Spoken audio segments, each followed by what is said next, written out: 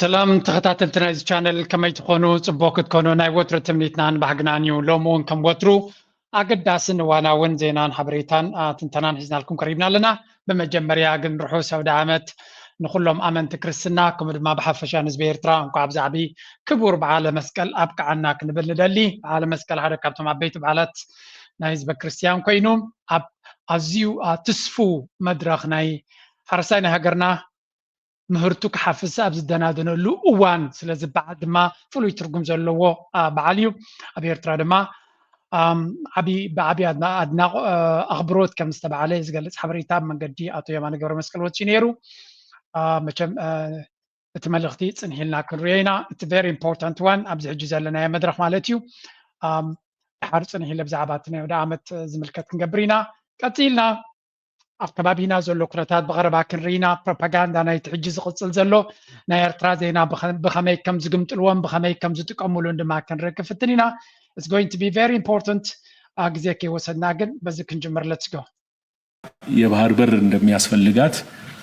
በክቡር ጠቅላይ ሚኒስትራችንም በሌሎች የሀገራችንም ከፍተኛ አመራሮች በስፋት በተደጋጋሚ የተገለጸ ነው የኢትዮጵያን የባህር በር ፍላጎት ይገባታል አይገባትም ያስፈልጋታል ለምን ፍላጎት ኖራት ለሚለው እኛና እኛ ብቻ ነን ልንመልስ የምንችለው እኛ ለምን እንደሚያስፈልገን በዝርዝር አቀርበናል አስረድተናል ይሄንን ግን ማግኘት ምን نسمع زلنا قداي أفدق بحرينا إثيوبيا زبل أجندا بزل على درجة أبز الربلو زلو مدرخ سلزلنا هنا من البات نزي أتا حزنا بكل بوتات زبلو زلو انت سمعنا شعونا بتمردات عن كيد. The second largest population in Africa and significant maritime trade places high importance on the safety and security of maritime navigation in the Red Sea and the Indian Ocean. We concur with the Secretary General's statement during the Awaza conference that no state should be locked out of opportunities for growth, finance and technology due to geographical circumstances. أب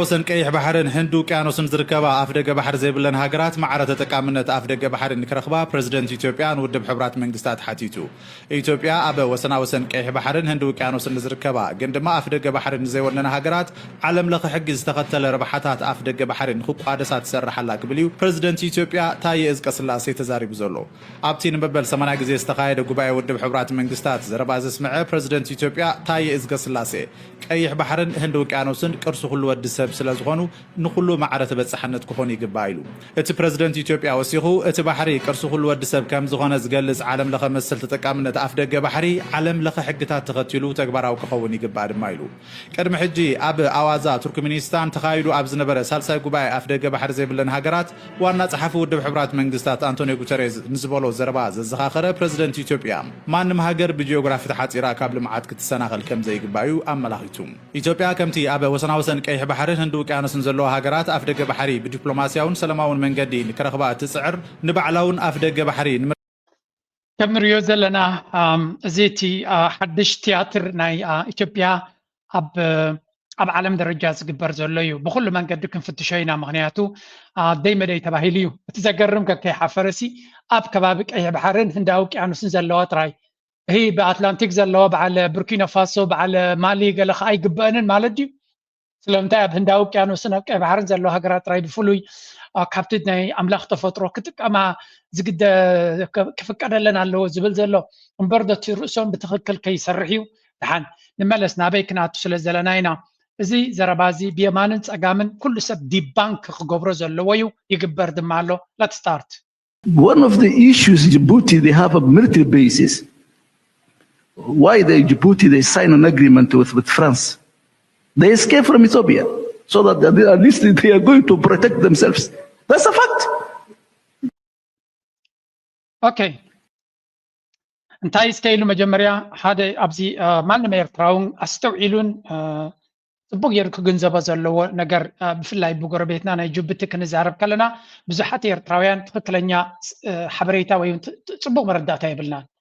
جبتي سلمنتايا مس فرنسا حد عبوت هدراوي شركنا تقبر مريزة أبلي دما بزح وتهدروا بيزون جرا زلا كابيز بقسين تحريلنا ربحنا of course التهجر كمتن العلي أقدر استراتيجي كواك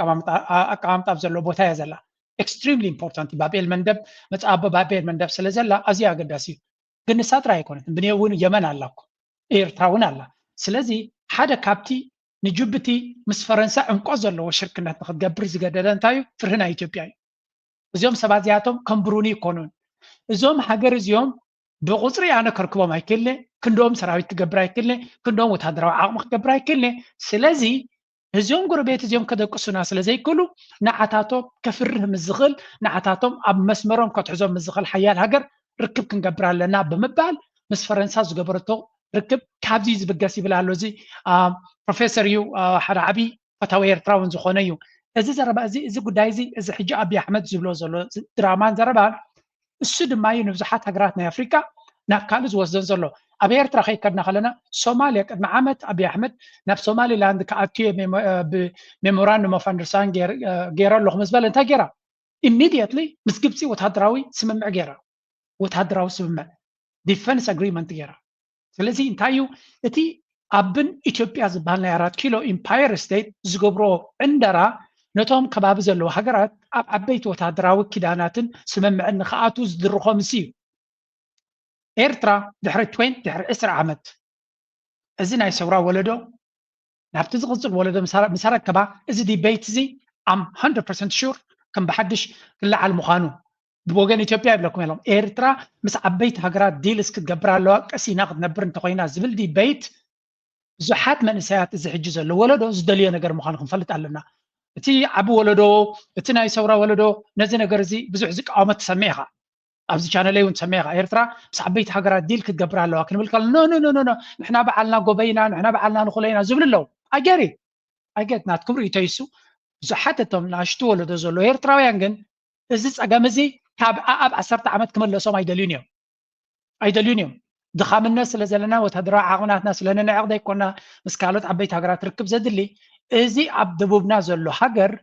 عم نفسه كيف زوج أجابة جزية ما مسيك ربشنا خنبر ما قالنا جزينا سقطاتنا قدامناتنا نغيرنا عم بكل خالنا هجر كنا براين دليلنا إزي سلازين دليل إيرترا حنسب النحوار مفتحك الدليلو بالزح من سي بفلاين يشتي ولده مسجزية عبس أقطع جبر مهانا بوليتيكا إيرترا أنا يردعني أنا بعلي بزعوزية مرقصناتي عبس اللي تزاربكو إيرترا سعبيت هجرات لو النتا كي جاست كبون ناس النتا كل نتا ناشنال سكيورتي جهست كي جبرت بس قالت عبيت هجرات شركة نت كن جبر كن كلها لنا متان زي كابدوب هجرت بجيسو زلو عند راراتو لو نتنا نخجز فتنزلو سلاقي جزينان سقطاتنا قدامناتنا نغير أم كل خال أب وتهدروا متفنان مش ممكن نبراين دلنا. Now let's go back. كم يجي رجال صلوا مع بزن ملس. Let me go back to the issue of the access to the sea. My colleague here, in fact, he was just always saying Ethiopia they want access to the sea. Let me clarify the issue in honest manner, in academic manner. In Africa, there is a 16 landlocked country in Africa. Among them is Ethiopia. No one is not denying Ethiopia to access the sea for commercial purpose. As we speak right now, in Kenya, for instance, Lamu, they have a shareholders, 30% almost. In early 1990s, when Eritrea gained independence from Ethiopia, Isaias Afwerki of Eritrea and Prime Minister Meles Zenawi, they came to Asmara. In fact, he proposed to have an access to Asab for commercial purpose with almost lower than the rate of Djibouti. He never accepted that one. Reason known to them. Secondly, the Djibouti head of state proposed to Jorra, come to Jorra, open what you call the base here, the commercial purpose. Our prime. Okay. حجي انتهينا نرجع لنا مجمريا زي زربازي أتبيعو كردانا زلو نسو تبو غيرو نزي كنتات زي يردون كم زلون إثيوبيا ويون أبي أحمد أف دقة بحري زخل كل حيلة خمسة اللي صبوا جيري مرد أتاز هبزلو زد ما بأفكارنا أفريقيا كلهم حجرات ني إثيوبيا أف دقة بحري نكبوهم تجمع يبلومن أب أفريقيا دما إثيوبيا تراي كونتنا أف دقة بحري تجمع زلوا أسرت شدش حجرات زخنا لاند لوك حجرات هلوا أمون عند ما حنتي إثيوبيا أفكارنا أفريقيا نابنت بحتر زبالنا بكالنا بيرترانا إثيوبيا كيكت كهلا خاطر عين تايل تانيو أب قداينا أب لامز بحال زلوا ودبنا كينيا إثيوبيا أبتو ودب 30% almost برك حيزالا ودب جبت تتكملا بربرا نخدكم زخل كلام حيلي يلن سلازي أبزع بوتاتات نخدكمو زخل كلام حيلي كم زي اللي دحرنا سنتنا إيرترا ونتقوني إيرترا عشان شاتو من تسعات مجمرة بريزنت سياسن برايم مينستر ملس زيناون بحاله كفيلهم نتقاقما ودب زملكت نتقاقما حسب زملكت إثيوبيا بخمي كتكم تخل بزبالة كونديشنز نخدكم ملو تخل معلبي ويون مردعتا مردع تغيرو كم زنبره إزد ما إثيوبيا بفقادات تطو كم زبلته بناتا ولنتا بناتا مريجان بناتا دليتن تطو كم زبلتون إيرترا نحنت دقيق يكون نحنت ساعتون كالكيلاتون كم زي تفلت سلازي كل زنريو زلنا كونتات انتاينا نامنتاين غوص ديلي زبلو زلو إثيوبيا نتزلو كونتات زي المدرخ كم زي إيرترا مانيفاكتشرد كرايسيس زبلو زلو أفكارنا أفريقيا بفلاي بحطونا يافدق بحري زي اللي زي تفترة تقب نحن كم زي نمجناني اللي نتقوم زلنا كمسلوم سلازي خلق اليوم بقلت انت تزاربنا اتزبلو زلو زربا بكل من قدينا ابن تبتقد ميتاريوكم نيره نحن نمنتاين دوليو تافدق بحري نجيركم نيره بزاي اللي ግባብ በተመለከተ ደግሞ ሰላማዊ ዲፕሎማሲያዊ ፍትሃዊና ህጋዊ በሆነ መንገድ ይቺ ትልቅ ሀገርና ትልቅ ህዝብ የባህር በር ይገባዋል ያስፈልገዋል የሚለውን አቋም በዲፕሎማሲያችንም እናራምዳለን ኢትዮጵያ እዚ እቲ ዘረባ ንሳቶም እናተመላለሱ ንዓለም ከታለሉሉ ዝፍትኑ ዘለዎ ጆክ ወይ እውን መላገፅ ክንብሎ ንኽእል ኢና ምክንያቱ ዘየለ ነገር ከም ዲፕሎማሲያዊ ፃዕሪ ዝግበር ዘሎ ወይ እውን ዓለም ኣብ ቅድሚ ዓለም መድረክ ክወፁ ከለዉ እንታይ እዮም ዝብሉ ዘሎ ባይ ዘ ወይ ነዚ ምትላል ናቶም ፅቡቅ ገይሩ ዘጋልፅ ኣርቲክላት ይፅሓፍ ስለ ዘለውን ኣገዳሲ ኢትዮጵያ ከመይ ገይራ ነቲ ናይ ኤርትራ ሕማቕ ኣጠማምታ ኣብ ማሕበረሰብ ዓለም ዝነበረ ንዕዑ ብምምዝማዝ ነቲ ሓቅነት ናይ ኤርትራ ነቲ ርትዓውን ቅንዑን ዝኾነ መርገፅን ኣካይዳ ናይ ኤርትራ ብሓሶትን ብምትላልን ዘየለ ነገር እናተጠቀምካ ደገፍ ናይ ዓለም ንኽትረክብ እሞ ናይ ዓለም ሕጊ ኢንተርናሽናል ሕጊ ልኡላውነት ናይ ሃገር ንኽደፍር ዝግበር ዘሎ ፀወታ ኢና ንርኢ ዘለና ስለዚ ነዚ ድማ እቶም ዝምልከቶም ኣካላት ከምዚ ብኩሉ መንገዲ እናወፁ ዘቃልዕዎ ዘለዉ ነቲ ስርዓት ናይ ኣቢ እቲ ዝበለፀ ኩነታት ኢና ንርኢ ዘለና ኤርትራ ድማ for the first time ክንብል ንኽእልና ንመጀመርያ ግዜ እቲ ማሕበረሰብ ዓለም ንናይ ኤርትራ ወገን እናደገፈ ይመፅእ ኣሎ ምክንያቱ ርኡይ ዝኾነ ግህሰት ክፍፅም ዝደሊ ዘሎ መራሒ ልዕሊ ኩሉ ድማ ብካልኦት ጀሚሩ ናይ ኩላቶም ምስተነፀጎ ናብ ኤርትራ ገፁ ነቲ ኩሉ ሽጣራታቱ ኣኪቡ ዘለዎ ዲፕሎማስያዊ ተመክሮ ወይ እውን ፅቡቕ ተቐባልነት ነይሩኒ ኢሉ ንዑ ተጠቂሙ ዓለም ለኻዊ ሕጊ ጥሒሱ ናብ ኤርትራ ገፁ ክመፅእ ዝሓስቦ ዘሎ ኩነታት in the real time ab ቅድሚ ዓይንና ከዓኑ ወይ እውን እቲ ፕሮፓጋንዳ ክፈሽል ንሪኢ ኣለና and this is very important ለምንታይ ከምኡ ንብል ኣለና ኤርትራ for the first time ማሕበረሰብ ዓለም ነቲ ናይ ኤርትራ ኣካይዳ ንናይ ኤርትራ መርገፂ ንናይ ኤርትራ ምርጫታት ከኽብሮን ምስ ኤርትራ ዲፕሎማሲ ክገብር ምስ ኤርትራ ዝምድና ክገብር ምስ ኤርትራ ርክብ ንክገብር ይመርፅ ስለ ዘሎ ኢትዮጵያውያን ድማ ብግምጣሉ كل جزيت معربة عالم بفلاي معربة عالم أوروبا أمريكا ناتهم تسك بمخان نيرترا كل جزيت كم حنت صار سلامن صار رجعتن أجر فطاريتن شجر صواعيتن أبتزوبا بمقبار نيرترا كوجرو نيرترا كوركرو نيرترا خصيتنو كل جزيت زغير نيرو أتكونت هدما نرب حي إثيوبيا يوعل نيرو لومي أتكونت هتتغير بمهلاو تسفاز بنا كونتات بتحل مالتي هجي إزي التنريو زلنا كوينو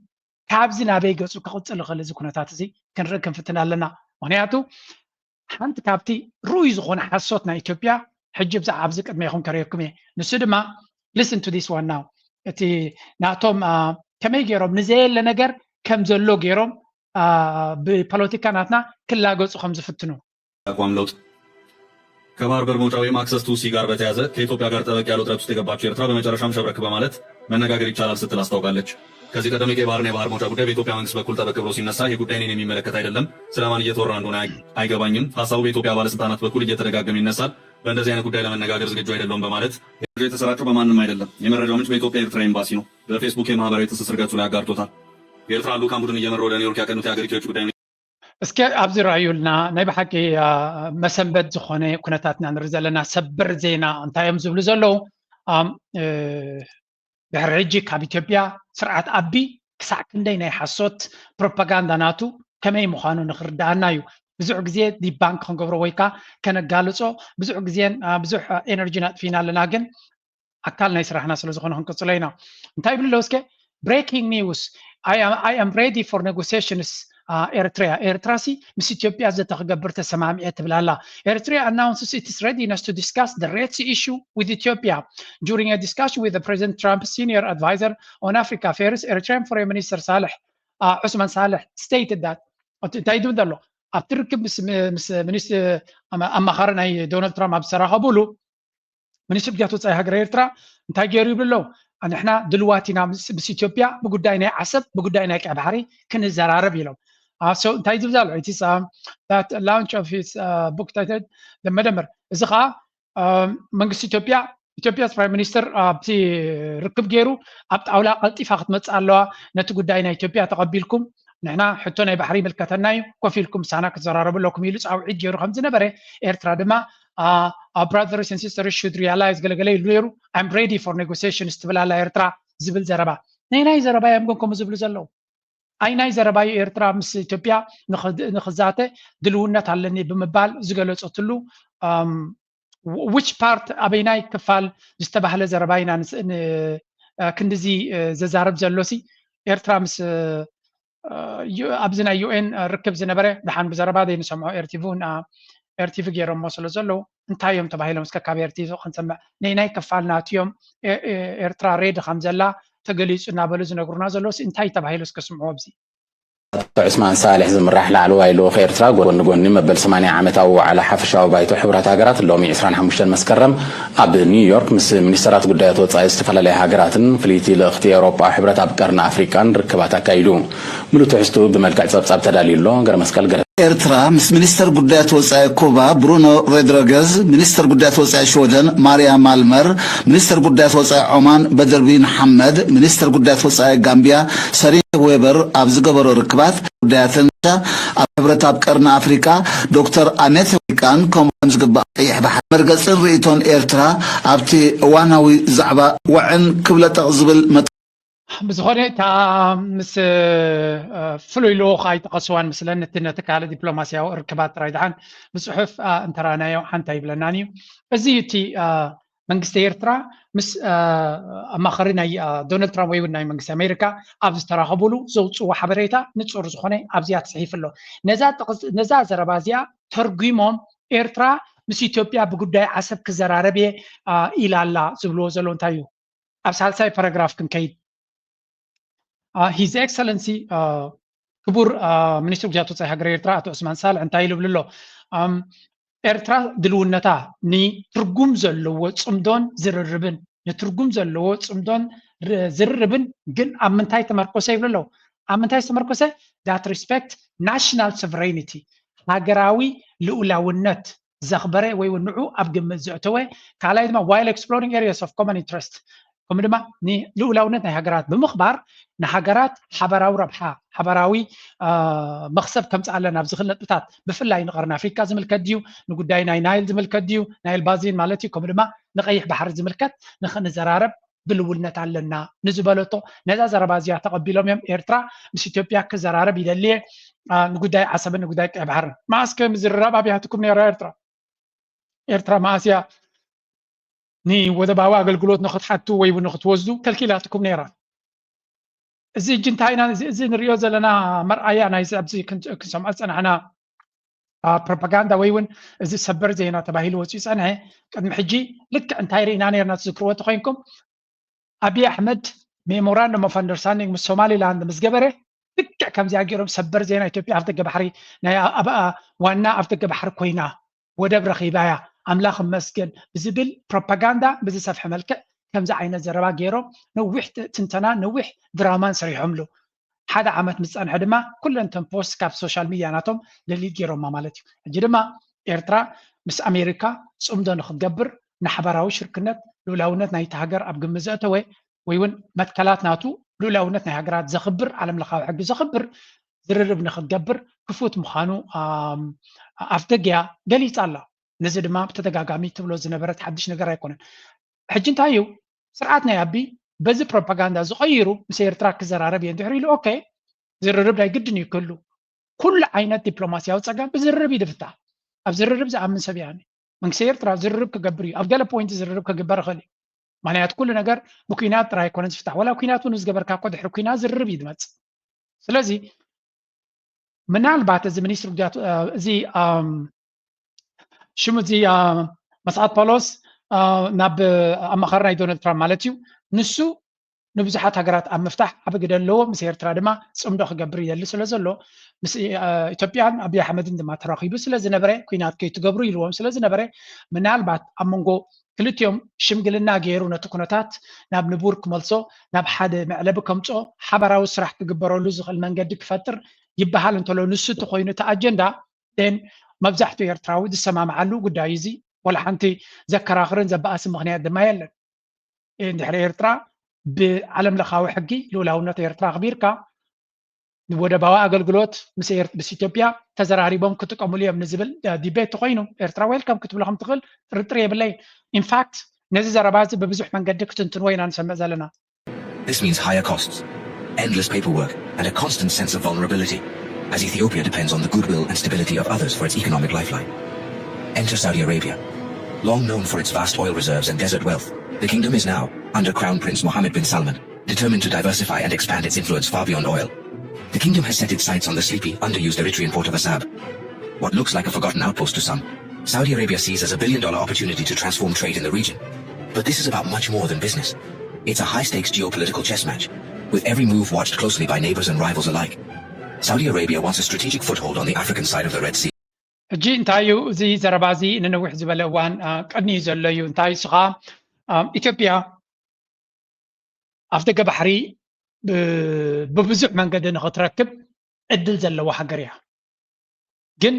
ዓይኒ ናቶም ብቋንቋ ናይ ኣብይ ኣሕመድ ተኮይኑ ግን ሕቶ ናይ ኣፍ ደገ ባሕሪ ጥራይ ዘይኮነ ኪኑ ዝሓለፈ ናብ ወተሃደራዊ ኣጀንዳ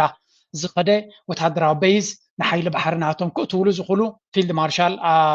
ብርሃን ጁላ ኣብዚ ቀረባ ነቶም ሰራዊት ናቱ ነቶም ሓይሊ ባሕሪ ዝመሃሩ ዘለው ናብ ባሕሪ ንኽትኣትው ተዳለወ ዕድል እንተተኸፊቱ እናበለ ዝዛረቦ ዘሎ ኣጀንዳ ናቶም ካሊእ እዩ የግዳስ ብዓይኑ ቁጠባ እንተተረኣዩ ብዓይኑ ቁጠባ ኢትዮጵያ ኣብ ደገ ባሕሪ ንኽትረክብ ብብዙሕ መንገዲ ዝዛረብሉ ዘለዎ ኣርእሲ እንታይ እዩ ብመንገዲ ኤርትራ ምስ ኤርትራ ብዓሰብ ጌርካ ንክኣትው እንድሕር ኮይኑ ወይ ወደብ ንኽጥቀሙ እንተኮይኖም ስዑድ ዓረብ ዝበሃል ናብ ኤርትራ ክኣቱ ብፍላይ ናብ ዓሰብ ኢንቨስት ንክገብር እዩ ዝብል ቲዮሪ ብብዝሒ እዩ ዝወፅእ ዘሎ ስዑድ ዓረብን ጥልያንን ብሓደ ኮይኖም ኣብ ዓሰብ ኢንቨስት ክገብሩ ምዃኖም ዝገልፅ ካልእ ሓበሬታ ድማ ብተደጋጋሚ ንሰምዖ ኣለና እዚ ከዓ እንታይ እዩ ስዑድ ዓረብ ከምኡውን ጥልያን ክልቲኦም ዓበይቲ መሻርክቲ ናይ ኣሜሪካ ናይ ኢትዮጵያ እዮም ኣብ ኢትዮጵያ ድማ ዓብይ ኢንተረስቲ ዘለዎምን ብዙሕ ኢንቨስትመንት ዘለዎም እዩ እንድሕር እሱ ከምኡ ክኸውን ኮይኑ ከምዚ ዝበሃል ዘሎ ክኸውን እንድሕር ኮይኑ ድማ እንታይ እዩ ዝበሃል ዘሎ ስዑድ ዓረብ ወይ እውን ጥልያን ሓደ ዓበይ ኢንቨስትመንት ኣብ ዓሰብ ክገብሩ እንተኮይኖም ወተሃደራዊ ብለኩም ኣለኹም ንሲቪላዊ ኢንፍራስትራክቸር ኢንቨስት ክገብሩ እንተኮይኖም ናቶም ከም ሓደ ኢንቨስተር ኩሉ ግዜ ኢንቨስት ክገብር ከሎ እንታይ እዩ ዝደሊ ዕዳጋ እዩ ዝደሊ መን ይክጥቀመሉ ነቲ ሆቴል ኣነ ዝሰርሖ ዘሎ ኣነ ዝሰርሖ ወደብ መን ይክጥቀመሉ ኣነ ዝሰርሖ ትሕቲ ቅርፂ መን ይክጥቀመሉ ካበየ ነቲ ኢንቨስትመንት ገይረዮ ዘለኹ ከማልሶ ዝኽእል ዝብል ሕቶ ኣሎ ስለዚ ሓደ ካብቲ ንሶም ዝጥምትዎ ኢትዮጵያ ዝበሃል ሃገር 100 ሚልዮን ህዝቢ እንተለዎ ኮይኑ ኣብዚ ቦታ እዚ ኢንቨስት ክገብር እንድሕር ኮይነ ካብቲ ኣብ በዚ ወገን ክወፅእ ዝኽእል ቢዝነስ ኣታዊ ክረክብ ይኽእል እየ መን እዮም ከተም መወዳድርቲ ኣብኡ ዘለዉ ንዝብል ሓደ ጅቡቲ ዝበሃል መወዳድርቲ ኣሎ ዝበለፀ ኢንፍራስትራክቸር ዘለዎ ኣብቲ ከባቢ ካልኣይ ሶማሌላንድ ዝበሃል ይስራሕ ኣሎ ካልእ ቀፂልካ ድማ ላሙ ዝበሃል ብኬንያ እውን ተሰሪሑ ኣብ ሶማልያ እውን ዝኾነ ክስራሕ ይኽእል እዩ ናይ ኤርትራ ዳ እንታይ ፍሉይነት ዝገብሮ ወደብ ዓሰብ ካብ ጅቡቲ እንድሕር ኢልካ ሓደ ሕጂ ስለ ዝምዕብል ዘሎ ዋጋ ናቱ ሕስር ዝበለ ክኸውን እዩ ካልኣይ ድማ ዋላ ክንደይ ኪሎ ሜትራት ፍልል ይኹን ንኤሮጳ ዝኸይድ ንግዲ መብዛሕትኡ እቲ ኤክስፖርት ናትካ ናይ ኤሮጳ ክኸውን ስለ ዝኽእል ናብ ኤሮጳ ዝኸይድ ናብ ስዑድያ ዝኸይድ ዝበለፀ እዩ ስለዚህ እዚ ነብሱ ዝኻለ ናይ ቢዝነስ ኦፖርቹኒቲ ክፈጥር ዝኽእል እዩ ኣብቲ መትኒ ናይ ንግዲ ዝኾነ ቦታ ኻ ስለ ዘለና ናይ ኤርትራ ዳይቨርሲፋይ ካብቲ ናይ ጅቡቲ ወፃኢ ኣብቲ ናይ ዓሰብ ቦታ ንኽመፅእ ዘሎ ረብሓ እውን ኣሎ ልዕሊ ኩሉ ግን ጥልያን ይኹን እንድሕር ጥልያንን ስዑድያን ብሓደ ኮይነን እውን ኣብ ኢንቨስት ክገብራ እንድሕር ኮይነን ኤርትራ ከሳቢት እያ ኣብዚ ከመይ ኤርትራ ክንሪኦ ከለና ረብሓናትና እዩ እዚ ንዓና ይወፃና እዩ እዚ ብኩሉ መንገዲ ንኤርትራ ዘዋፅኦ ልኡላውነትና ግዛእታዊ ሓድነትና ናፅነትና ሃገራዊ ረብሓና ኩሉ ወይ እውን ሃገራዊ ሴኪሪቲናትና ኣብ ግምት ኢቲና እንገብሮ ርክባት ማለት እዩ ናፅነትና ሸይጥና ወይ እውን ብዋጋ ዕዳጋ ናይ ናፅነትና ልኡላውነትና ኣይኮና ንዛረብ ዘለና ጀነራል ልክዕ ከምዚ ማዕድናትና ንሸጦ ዘለና ወይ ምስ ካልኦት ዲል ትግበር ዘሎ ከምኡ ዓይነት ዲል የትዛረብ ዘለኹ ኣነ ስለዚ እቶም ካልኦት ሃገራት መፂኦም ኣብቲ ወደባዊ ትሕተ ቅርፂ ኢንቨስት ክገብሩ ዝኽእሉ ንኢትዮጵያ ብኡ መፂኣ ንክትጥቀመሉ ይደልዮም ከም ረብሓ ስለ ዝጥምትወሶም ከም ዕዳጋ ስለ ዝርእይዎ ወሳቶም ሕጂ ስዑድያ ብዙሕ ንግዲ ምስ ኢትዮጵያ ስለ ዘለዋ እቲ ንግድናታ በቲ ንሳ ትሰርሖ ዘላ ወደብ ጌራ ክትጥቀመሉ ከም ንቡር ሕቶ ክኸውን ይኽእል እዩ ጥልያን ከምኡ ነቲ ንግድናቶም ከምኡውን ጥልያን ኣካል ናይ ኤውሮጳ ስለ ዝኾነት ኣካል ናይ ኤውሮጳዊ ሕብረት ስለ ዝኾነት ናይ ኤውሮጳዊ ሕብረት ኢንቨስትመንት ክኸውን ስለ ዝኾነ እቲ ናይ ኤውሮጳ ንግዲ ናብ ኢትዮጵያ ዝኸይድ ድዩ ናብ ደቡብ ሱዳን ዝኸይድ ድዩ ናብ ካልእ ዝኸይድ ብኡ ገይሩ ናይ ምኻድ ተኽእሎ ዝለዓለ ክኸውን ይኽእል እዩ እዚ ኻ እንታይ ይፈጥር ገ ነቲ ወደብ ዝያዳ ኣገልግሎት ንክረክብ ዕድል ከብ ይኽእል እዩ ኩሉ እዚ ንብሎ ዘለና ንኤርትራ ኣመነ ረብሓ ዘለዋ እዩ ስለምንታይ ረብሓ ዘለዋ ንብል ኣለና ኤርትራ ነዚ ወደብ እዚ ንክጥቀመሉ ኣምላኽ ዝሃበና ፀጋ ንክንጥቀመሉ እዩ ኤርትራውን መንግስቲ ኤርትራውን ይፈልጥ እዩ ክጥቀመሉ ምዃኑ እዚ ግን ብቁማር ኣይኮናን ክንጥቀመሉ ኢሉ ፕሬዚደንት ኢሳያስ ንሕና ነቲ ወደብ ከነማዕብል ክንፍትን ከለና ኣብቲ ከባቢና ንዓና ንኸጥፉ ዝብገሱ ፀላእት ፈጢርና ኣይኮናን እንታይ ማለት እዩ ወደብ ጅቡቲ ክመውት ኣለዎ ንሕና ክንዲብ እንታይ ማለት እዩ እዚ ኣብ ተፃብኦ ወይ እውን ኣብ ህልኽ ዝተመርኮሰ ትሕቲ ቅርፂ ዘይኮነ ንኩልኻ ከርብሕ ዝኽእል ኮኦፐሬሽን ሽርክነት ንኩልኻ ክጠቅም ብዝኽእል መንገዲ ክኸውን ከሎ ብሰላማዊ መንገዲ ክኸውን ከሎ ማለት እዩ ሕጂ እቲ ዝግበር ዘሎ ኩነታት ድማ ፀረ ጅቡቲ ወይ እውን ፀረ ዝኾነ ይኹን ሃገር ኣይኮነን ናብ ሰላምን ርግኣትን ናይቲ ዞባ ክኸይድ ዝኽእል እዩ ኣብ ዘበነ ዶናልድ ትራምፕ ብፍላይ እዚ ሕጂ ዘሎ ኣማኻሪ ናቱ ድማ ኣብቲ ከባቢ ሰላምን ርግኣትን ክህሉ ይደሊ ኣሎ ኤርትራ ድማ ምስተን ኣሜሪካ ብቐረባ ነቲ ከባቢ ኣብ ምውሓስ ትጥቀመለን ዘላ ሓይልታት ስዑድያ ግብፂ ኤውሮጳዊ ሕብረት ካልኦት ሃገራት ምሳተን ጥቡቕ ዝምድና እናፈጠረት ድሕሪ ኸይዳ እዚ ንሪኦ ዘለና ናይ ንግዲ መስመር ወይ እውን ናይ ንግዲ ሽርክነት ዝበሃል ዘሎ ከጋጥም እዩ ብኡ መንፅር ድማ ኢትዮጵያ ናይ ብሓቂ ናይ ወደባዊ ኣገልግሎት ንኮይኑ ሕልምናቶም ክረብሑ ይኽእሉ እዮም እዚ ፀገም ዘለዎ ኣይኮነን ኤርትራ ድማ ታቐንዲ ረባሒት ካብ ዝኽእሉ ማለት እዩ እዚ ግን በዚ ንሶም ዝብልዎ ዘሎ ሸፈጥ ኣይኮነን እዚ ዝበሃል ዘሎ ባይ ዘ ወይ ነዚ ኩነታት እዚ ፕሬዚደንት ኢሳያስ ፅቡቅ ገይሩ ተዛሪቦ ነይሩ እዩ ኣብዚ ስምዑ እንጂ ኢሳያስ ኣፈወርቂ ፅምዶ ኤርትራን ኣሜሪካን ኣብ ዝመፅእ 2026 ኣቋፅሪ ኣውሮፓውያን ክንጀማምሮ ኢና ዝበሎ ምሕዳስ ርክባት ክልትኤን ሃገራት ኣቐዲሙ ከም ዝተጀማመረ ይግለጽ ኣሎ ኣብቲ ንመበል 80 ግዜ ዝተኻየደ ጉባኤ ሕብራት ሃገራት ዝሳተፍ ዘሎ ሚኒስትር ጉዳያት ወፃኢ ኤርትራ ኣቶ ዑስማን ሳልሕ ብሓሙስ 25 መስከረም ምስ ላዕለዋይ ኣማኻሪ ፕሬዚደንት ትራምፕ ኣብ ጉዳያት ኣፍሪቃ ሚስተር ማሳድ ፋረስ ብሎስ ተራኺቡ ከም ዝተየ ተወካሊ መንግስቲ ኤርትራ ኣብ ውድብ ሕብራት መንግስታት ብመንገዲ ኤክስ ሓቢሩ ኣሎ እቲ ዝርርብ ፅምዶ ክልትኤን ሃገራት ንምሕዳስ ዘኽእል መንገዲ ዝፀርግ ምዃኑ ዘመልከተ እቲ ሓበሬታ ዘተን ምትሕብባርን ኣብ ዞባዊ ምርግጋእ ፀጥታን ቁጠባዊ ምዕባልን ኣገዳሲ ምዃኑ ኣስሚሩሉ ከም ዘሎ ድማ ገሊጹ ዝምድና ኤርትራን ኣሜሪካ ንነዊሕ እዋን ደስ ኪሉ ከም ዝፀንሐ ዝፍለጥ ኮይኑ ምስቲ ምምላስ ትራምፕ ናብ ዋይት ሃውስ ግን ነቲ ዝምድና ናብ ንቡር ንምምላስ ፃዕርታት ይግበር ከም ዘሎ ፕሬዚደንት ኤርትራ ኢሳያስ ኣፈወርቂ ኣብ ዝሓለፈ ቃለ ምሕተቱ ኣንፊቱ ነይሩ ኣብ ዝሓለፈ ወርሒ ሓምለ ብመንገዲ ማዕከናት ዜና እታ ሃገር ኣብ ዝገብሮ ቃለ ምሕትት ፅምዶ ምስ ዋሽንግተን ኣብ 2026 ክጅምር ምዃኑ ዘመልከተ ኢሳያስ ኣፈወርቂ ኣብ ቀዳማይ ኤብረ ስልጣን ዶናልድ ትራምፕ ተፈቲኑ ከም ዝነበረ ድሓር ድማ ኣብ ዘበነ ስልጣን ጆ ባይደን ከም ዝተቋረፀ ኣመላኺቱ ነይሩ ኣብዚ ናይ ሕጂ ርክብ ኣቶ ዑስማን ሳልሕ ኣብ ቀይሕ ባሕሪ ተፋሰስ ሩባ ናይልን ብፍላይ ከዓ ኣብ ዞባ ቀርኒ ኣፍሪቃ ላዕላውነት ሃገራት ዘኽብርን ሓበራዊ ረብሓ ዘደንፍዕን ትርጉም ዘለዎ ዘተ ንምክያድ ሃገሩ ድልውቲ ምዃና ጠቒሱ ክብል እቲ ዝተዘርግሐ ሓበሬታ ወሲኹ ኣመላኺቱ ኣሎ ኣብዚ እዋን ኢትዮጵያ ተልዕሎ ብዘላ ሕቶ ዋንነት ኣፍ ደገ ባሕሪ ዞባ ቀርኒ ኣፍሪቃ ናብ ሓደ ሓድሽ ግጭት ከይኣቱ ስጋት ፈጢሩ ከም ዘሎ ዝፍለጥ እዩ ብዘይካዚ ኣብ ዝሓለፈ 2 ቀነ ኢትዮጵያ ዘመረቐቶ 13 ዓመታት ዝወሰደ ዓብ ግድብ ህዳሴ ኢትዮጵያ ነቲ ዝጸንሐ ምትፍናን ግብፅን ኢትዮጵያን መሊሱ ኣጋዲድዎ ከም ዘሎ ዝፍለጥ እዩ ብመሰረት እቲ ሓበሬታ እቲ ምስ ሚኒስትር ጉዳያት ወፃኢ ኤርትራ ዝተራኸበ ላዕለዋይ ኣማኻሪ ፕረዚደንት ኣሜሪካ ሃገሩ ኣብ ዓለም ለኻዊ ንግዲ ጸጥታ ጻዕሪ ጸረ ሽበራን ኣገዳሲ ዝኾነ ዞባ ቀይሕ ባሕርን ልዝብን ምርድዳእን ክዓምቕ ዘለዎ ተገዳስነት ገሊጹ እዩ ተባሂሉ ኣሎ ብ17 መስከረም ምስ ቀዳማይ ሚኒስትር ኢትዮጵያ ኣብይ ኣሕመድ ኣብ ኣዲስ ኣበባ ከም ዝተራኸበ ብመንገዲ ማሕበራዊ መራኸቢ ኤክስ ዝገለጸ ላዕለዋይ ኣማኻሪ ፕረዚደንት ዶናልድ ትራምፕ ኣብ ጉዳያት ኣፍሪቃ ሚስተር ማሳድ ፋሪስ ብሎስ ኣብ ርክቦም እቲ ኣውራ ቀዳምነት ፕረዚደንት ትራምፕ እዩ ዝበሎ ኣገዳስነት ናይ ኢትዮጵያ ምስ ጎረባብታ ትፈጥሮ ሰላምን ዞባዊ ምርግጋእን ሰቒጦም ከም ዝተዘራረቡ ሓቢሩ ነይሩ ኣብቲ ንዝምድናታት ኤርትራን ኣሜሪካን ሓድሽ ምዕራፍ ኣብ ምኽፋት ደራኺ ተራ ክህልዎ ከም ዝኽእል ዝተገለጸ ርክብ ሚኒስትር ጉዳያት ወፃኢ ኤርትራ ዑስማን ሳልሕን ኣማኻሪ ዶናልድ ትራምፕ ማሳድ ፋሪስ ብሎስን ክልቲኦም ወገናት ኣብ ዝቕጽሎ ዋርሒ ርክባቶም ክቕጽሉ ከም ዝኾኑ ተስማዕሚዖም ኣሎ ኤግዛክትሊ ሶ እዚ ርኢና ኔክስት ቶፒክ ናተይ ካብዚ ናበይ ገጽና ማለት እዩ Eritrea, forged in struggle and resilience, now faces a defining question. Will its future wealth come from the earth or the Red Sea? As 2030 approaches, the nation stands at a crossroads. For decades, Eritrea's story has been one of survival and hard-won independence. Today, the challenge is to transform from reliance on mining and agriculture to a modern, diversified economy. This shift is essential for stability and growth. Mining and agriculture, while foundational, are vulnerable to global shocks and climate change.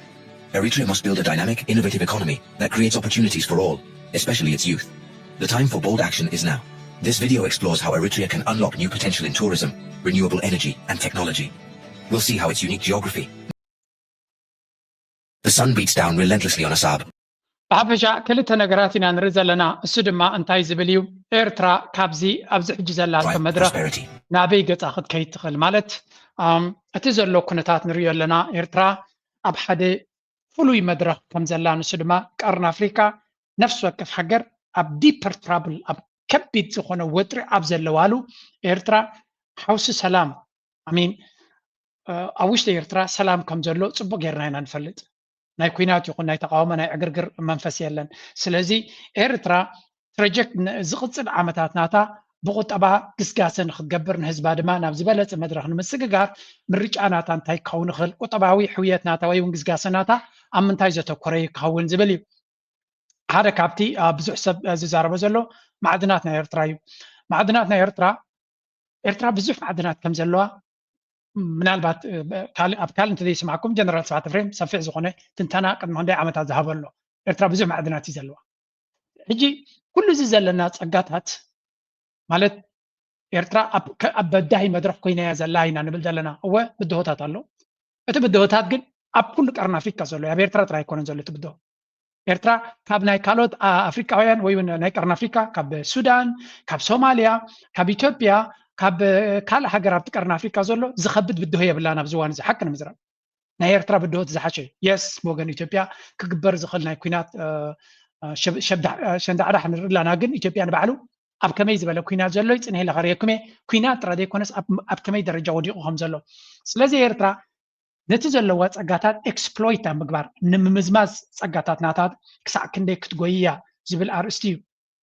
ንኣብነት ኤርትራ እዚ ኣሜሪካ ሕግብግብ ትብሎ ዘለና ኣብነት ኣብ ኤርትራ ነዳዲ ስለ ዘሎ ድዩ ጋዝ ስለ ዘሎ ድዩ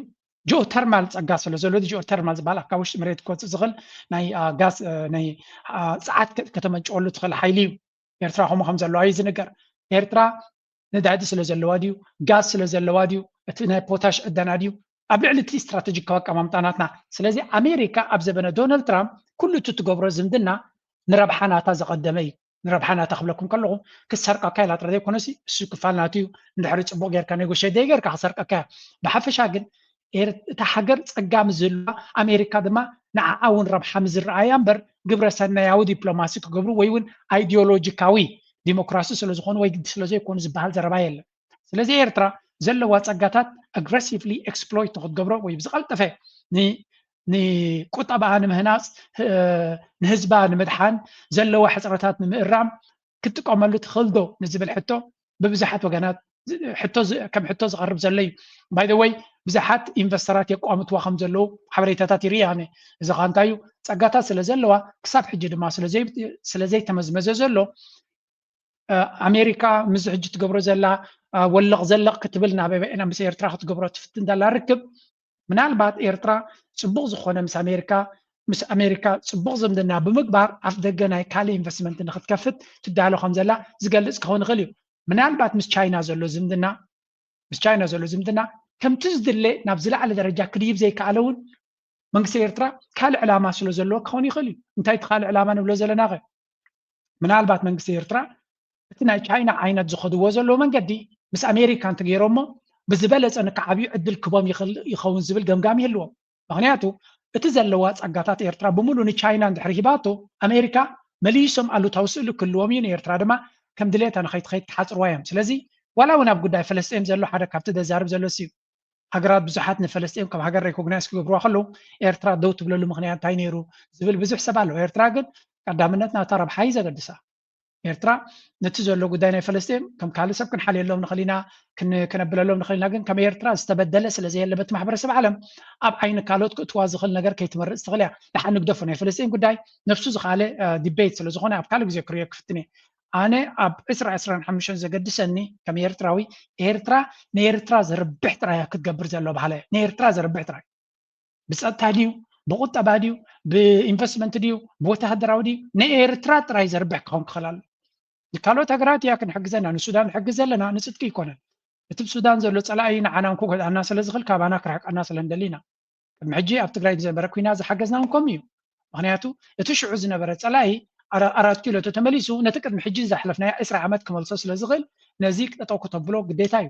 ስለዚ ኤርትራ ትገብሮ ኣስተዋፅኦ ንዓዓ ብቐጥታ ስለ ዘርባሓይ እምበር ነቶም ካልኦት ግብረ ሰናይ ክትገብረሎም ስለ ትመርፅ ኣይኮነን ሕጂ እውን ፅምዶ ዝግበር ዘሎ ምስ ተጋሩ ይኹን ምስ ዓፋር ይኹን ምስ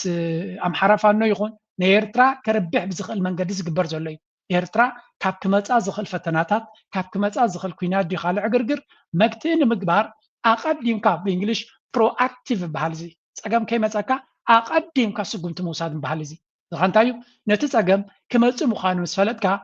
ከይተበገሶ ከሎ ወይ እውን ናባኻ ክመፅእ ገምጋም ምስ ወሰድካ ኮሎ ጌና ዘድሊ ምድላዋት ጌርካ ከይተበገሰ ክትቆፅዮ ምፍታን ማለት እዩ ድሮ እቲ ውፅኢት ድማ ንሪኦ ኣለና ሕጂ ኤርትራ ነቲ ዘለዋ ፀጋታት ብኸመይ ክትጥቀመሉ እያ እንታይ እያ ክትመርፅ ብርግፅ ኣብ ኤርትራ ዘሎ ፀጋታት ከምቲ ኩሉ ግዜ ንብሎ ንኣብነት ዓሰብ እንታይ ክኸውን ንሓዋሩ ንዝብል ብዙሓት ቴዎሪታት ኢና ንርኢ ዘለና ዓሰብ እቲ ካልኣይ ዱባይ ክኸውን ዝኽእል ሃገር እዩ ክኸውን ዝኽእል ቦታ እዩ ምክንያቱ ካብ ጅቡቲ ዝፈልዮ እንታይ እዩ ዓሰብ ኣዝዩ ሰፊሕ እዩ ከም ድሌትካ ድማ ከተስፍሖ ትኽእል ኢኻ ኣዲኹምኒ ብዙሕ ስፍሓት ዘለዎ ቢች ሪዞርትስ ካልእ ነገር ክትገብረሉ ኣዝዩ ፅቡቕ እዩ ወደባዊ ጥራይ ዘይኮነ ካብ ወፂኻ ብዙሕ ነገር ክትገብረሉ ትኽእል እዩ ስለዚ ኤርትራ ዘለዋ ፖቴንሻል ኣብ ግምት ኢኻ ብዙሓት ሃገራት ነዚ ቦታ እዚ ብዓይኒ ስትራቴጂ ብዓይኒ ቁጠባ ብዓይኒ ብካልእ መንገዲ ብኩሉ እዮም ዝርእይዎ ሜይቢ ሓደ መዓልቲ ብዙሓት ቪድዮታት ብዛዕባ ዓሰብ ዝወፅእ ርኢ ኣለኹ እታ ትቕፅል ዘላ ኣቡዳቢ ወይ እውን ዱባይ ክትከውን ትኽእል ኤርትራ ፖቴንሻል ከም ዘለዋ እዚ ፖቴንሻል እዚ ድማ ዝተኽእሎ እዚ ድማ መንግስትና ብዘለዎ ፀጋታት ንኩሉ ክምዝምዞ ምስ ዝኽእልን ንኤርትራ ኣቐዲሙ ከምቲ ብፀጥታን ብካልን ዝኸዶ ዘሎ ኣብቲ ቁጠባዊ ሽርክነት ድማ ቁጠባ ናይ ኤርትራ ንቅድሚት ክግዝግሰሉ ዝኽእል ስጉምታት ዝወስደሉ ግዜ እናኣተና ኢና ንኸይድ ዘለና ኣይሆብ ነዚ ክንርኢ ሓደ ብቐረባ ንመንግስቲ ኤርትራ ዝፈልጥ ዝበለኒ እቲ መንግስቲ ዕቁር ሃብቲ እውን ከም ዘለዎ ሓቢርኒ ማለት እዩ ስለዚ ዕቁር ሃብቲ ስለ ዘለዎ ነዚ ሕጂ ዘሎ ብድሆታት ከሰጋግሮ ዝኽእል ዝዓቆሮ ሃብቲ ከም ዘለዎ እንታይ እዩ ዝደሊ ዘሎ እሱ ኣትሊስት እቲ ርግኣት ናይቲ ዞባ ምስ ረኣየ ዓበይቲ ነገራት ንምግባር ክብገስ ከም ዝደሊ ዘሎ ስለዚ ኣይ ሪሊ ሆፕ መንግስቲ ኤርትራ ኣብ ቀረባ ግዜ ንህዝቢ ኤርትራ ነነዊሕ መኪቱ ጠጠው ኢሉ ንዘሎ ናብ ዝበለፀ መድረክ ንክሰጋገሩ እቲ ኩሉ ኣብ ኤርትራ ለይትን መዓልትን ዝደኸመን ዝፃዓረን ዝሕጎሰሉን ዝድሰተሉን መድረክ ንምፍጣር ብዝለዓለ መንገዲ ክስራሓሉ እቲ ምስ ኣሜሪካ ዝበሃል ፅምዶ ድማ ንኩሉ እቲ ዘሎ ፀገማት መኸተምታ ክኾነሎም ስለዝኽእል እዮም ኣብኡ ኤምፋሳይዝ ገይሮም ወይ ከዓ ኣተኪሮም ዝኸዱ ዘለው ትማሊ እውን ኣርየኩም ነይረ እቲ ኣቃውማ ናቶም ተሪኻ እውን እቲ መንግስቲ ነዛ ስእሊ እዚኣ ብዙሕ ግዜ ርአያ እቲ መንግስቲ ኤርትራ ክንምንታይ ኣብዚ ጉዳይ እዚ ኢንቨስትመንት ገይሩ ከም ዘሎ ምስ ኣሜሪካ ዘሎ ዝምድና ክንምንታይ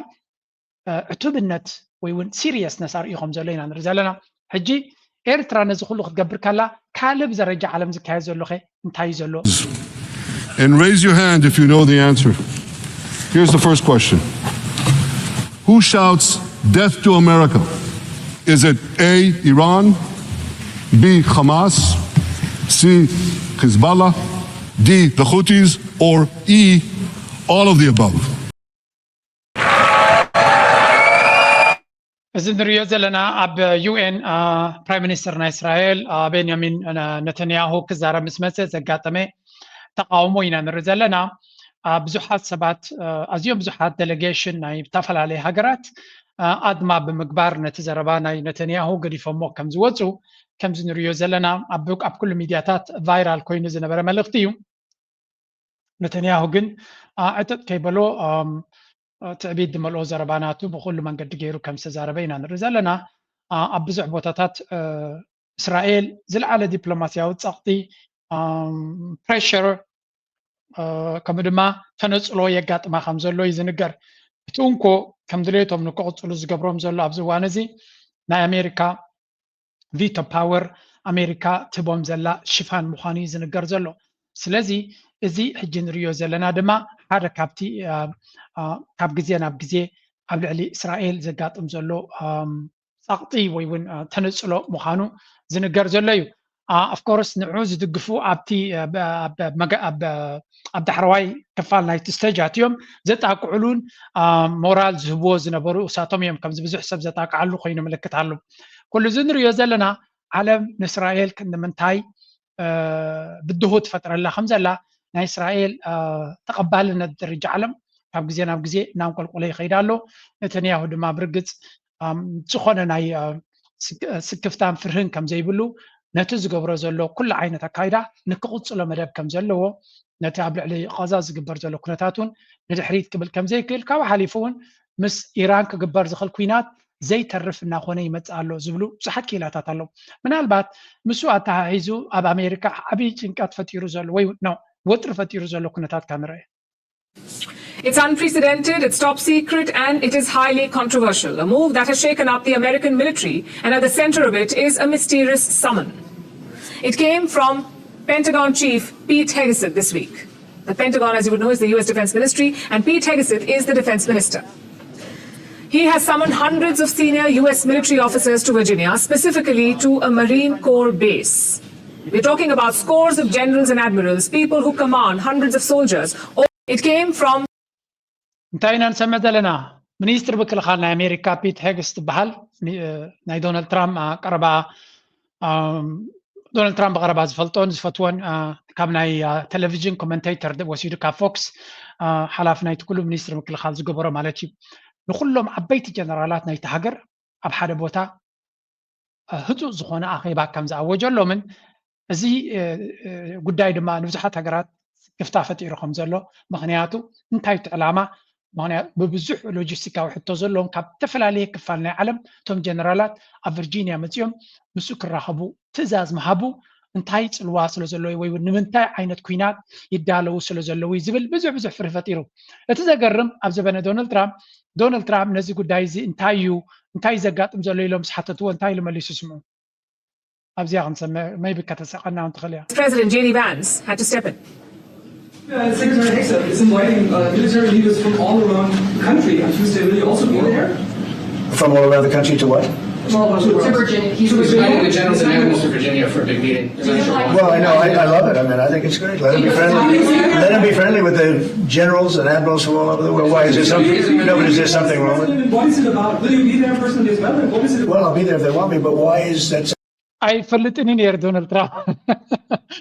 ናይ ካልኦት ሃገራት ጀነራላትን ገለን ዝዕድም ዘሎ ይመሲልዎ እዚ ድማ እንታይ እዩ እቲ ሚኒስትር ምክልኻል ፍቃድ ኣለዎ ድዩ ብናቲ ፍቃድ ከምዚ ንክገብር ወይስ እንታይ እዩ እቲ ጉዳይ ኣገይን ኣብ መንጎኦም ዘይምርዳእ ወይ እውን ፕሬዚደንት ናይቲ ሃገር ከይፈለጠ ዝተገበረ ስጉምቲ ስለ ዝኾነ እቲ ሕቶ እውን ቀልጢፉ ክርድኦ ይከኣለን ዶናልድ ትራምፕ ናይ ብሓቂ ከም ኣሜሪካ ሃገር ክትርኢ ከለካ ብዶናልድ ትራምፕ ዝኣመሰለ ሰብ ክትመሓደር ከላ መርኣያ ናይቲ ዘለዎም ደረጃ ወዲቖሞ ዘለዉ ናይ እቲ ህዝቢ ኣብ ከመይ ደረጃ ወዲቑ ከም ዘሎ እዩ ዝንገር ስለምንታይ ዶናልድ ትራምፕ ትክክለኛ ነቲ ህዝቢ ዘገልግል ይገብር ኣሎ ከም ድሌትካ ዲቤት ክትገብር ትኽእል ኢኻ ካብ ዶናልድ ትራምፕ ዝልብሙን ዝበልሑን ግን መሊኦም እዮም ኣሜሪካ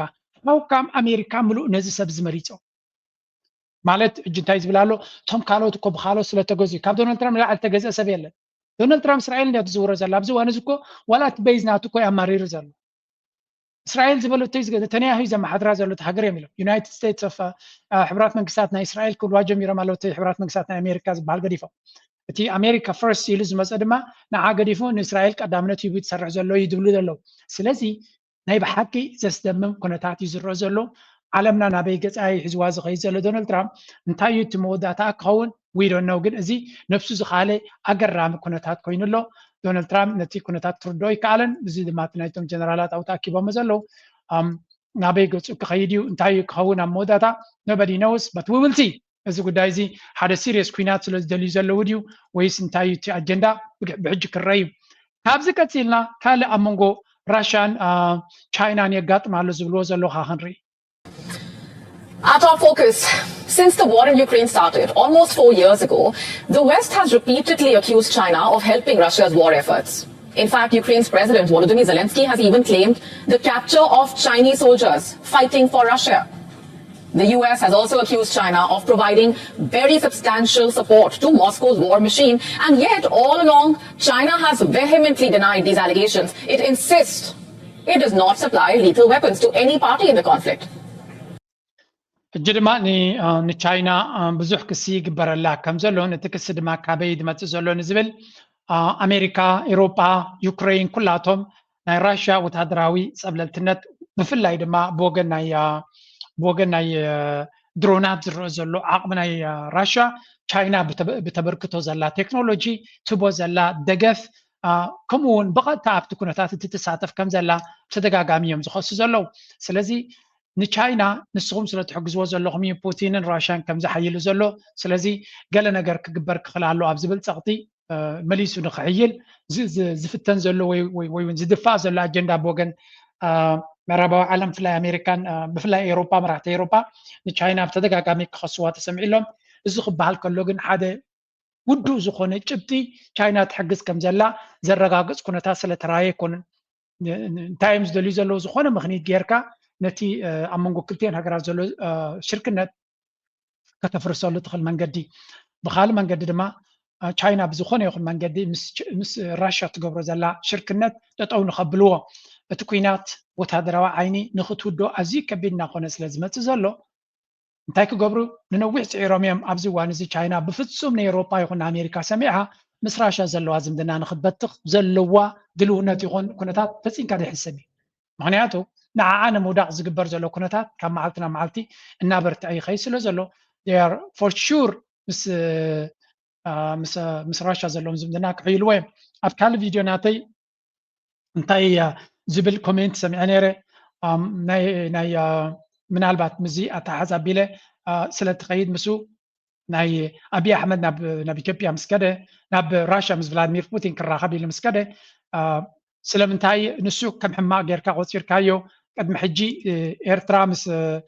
ራሽያ ምስ ፑቲን ክትራኸብ ከላ ግን ከም ፅቡቅ ትሪኦ ነርካ እንታይ ሂፖክሬት ወይ ከዓ ምስሉይነት ስለምንታይ ትኽተል ንሕና ምስ ፑቲን ክንራኸብ ከለና ፅቡቅ ኣቢ ምስ ፑቲን ክራኸብ ከሎ ግን ሕማቅ ናይ ራሽያ ትምነ ገለ ኢሎም ፅሒፎም ላይ ነይሮም ፅቡቅ ርእይቶ እዩ ኣነ ንማለተይ እንታይ ማለት እዩ ኤርትራ ምስ ራሽያ ዝምድና ክትፈጥር ከላ ሕጂ እውን እኮ ዝምድና ናይ ኤርትራ ምስ ራሽያ ጠጠው ኢሉ ማለት ኣይኮነን ፅቡቅ ዝምድና ከም ዘለዎም ይፈልጥ እየ ምክንያቱ ክልቲኦም ተመሳሳሊ መርገፂ ስለ ዘለዎም ደረጃ ኣተሓሳስባ ናይ ዓለም ምስ ኣሜሪካ ዝምድና ዝጀመረ ኤርትራ ካብ ኤርትራ ንላዕሊ ድማ ፑቲን እኮ ምስ ኣሜሪካ እናተዋግኦ ከሎ ኣብ ኩናት ናይ ዩክሬን ብቐጥታ ኩናት ናይ ኣሜሪካን ራሽያን እዩ ፕሮክሲ ወር እዩ ስለዚ ኣብ ቀጥታ ኩናት እናተገበረ ከሎ ፑቲን እኮ ዝያዳ ምስ ትራምፕ ርክብ ክገብርን ሽርክነት ክገብርን ዝፅዕር ዝነበረን ዘሎን ስለዚ ኤርትራ ምስ ራሽያ ርክብ እንተነይርዋ ምስ ኣሜሪካ ንክትገብር ፀገም ኣይኮነን ናይ ኣቢ ናብ ራሽያ ምኻዱ እንታይ እዩ እቲ ዕላማ እንድሕር ኢልካ ግን ፍልልይ ኣለዎ ኣብይ ኣሕመድ ካብ ምዕራባዊ ዓለም ካብ IMF ካብ ወርልድ ባንክ ሓገዝ ዝረክብ ዘሎ እዩ ኣዲኹን ኣለኹም እዚኦም ሃገራት IMF ኢልካ ወርልድ ባንክ ኢልካ ኤሮጳ ሕብረት ኩላቶም ድማ ንፑቲን ንክስዕሩ እዮም ዝዋግኡ ዘለዉ ስለዚ ካብኣቶም እናረብሐ ከሎ ምስ ፑቲን ክራኸብ ከሎ ንዓታቶም ፀርፊ እዩ ካልኣይ ድማ ራሽያ ኣብዚ እዋን እዚ ብድሆታት ገጢሞ ኣሎ ክብል ከለኹ ኣቢ ስለ ዝኸደ ኣይኮነን ቅድሚ እውን ነጊረኩም ኮ ኣብ ጉዳይ ናይ ኢራን ንራሽያ ብዙሕ ነቒፈ እየ إيران بينك ترم كل أمريكان إسرائيل تبراريهم كهرموا خلو where is Russia إله بوتين تقويني زي حق زل إله تقويني زي حجر زخون خجبر الله زي كعليله أبو خلو خدمة إيران مس راشا زنبرا زمدنا قديفة مس تشاينا وتهدر زمدنا زيادة أسوار كبر تشاينا نخدز تبقى كم زلاد ما بتدقق عم ريبورت جيرانيره سلزي نبوتين بفولو سلزي دقفو نتزلو نتكون تاتناي راشا شللكم لا يخل مالته يكون الجون راشا مس أمريكا راشا مس إثيوبيا تكبر زلاد زمدنا بغرب أنا كاتولينا راشا ني إيرترا قديفة أمو داتا ملو بملو مس إثيوبيا أنت تتزجع زجر ما يكون إيرترا مس راشا طبق زمدنا فتيران إثيوبيا فاقا توصي عتاي زجر من بعد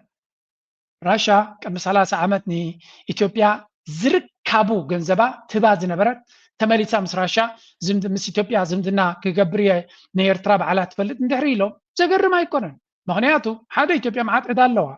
سلازي نعبي بمحجاز إثيوبيا بمحجاز حدهم كمال سكوف تدخل يوم كلا يرما I don't know إيرترا أنتي بروميساتي لهم مالت أوف دق بحرنا إيرترا دليت كم زلهم دليت كلهم كم زغل قمتات ريبوسيدان يرنا بيز دلي خمزلو تدرى بيز دلي خمزلو أف السودان كوهابهم حراي تباهيلو جن السودان نخيتبهم أمريكان كانوا تجاراتن نزاب السودان زكبر زلو كوينات بسمكو 5 تبقى سيزن نقر سلازي إيرترا مس راشا أنتي تباهيلا أم أنتي يوم ترداديوم سلدي كررادو سلزي كألو دينا أبزغيات زلو I don't know but at the end of the day إثيوبيا no راشا مس أمريكا تقبر زلو كوينات أزيا قداسي تاب يوكرين زكبر زلو كوينات راشا ديك سعره يوكرين ديك سعره إيرترا قداسي سلامنتاي أتوكرون أمريكا نيروبان ملو بملو نتكلو نابزوريانا نامس أنا شجرت فترة لنا نبره أتوكرون نابكال كم زغيدن إيرترا حوس السلام كم تركب زجبرة كنتاتي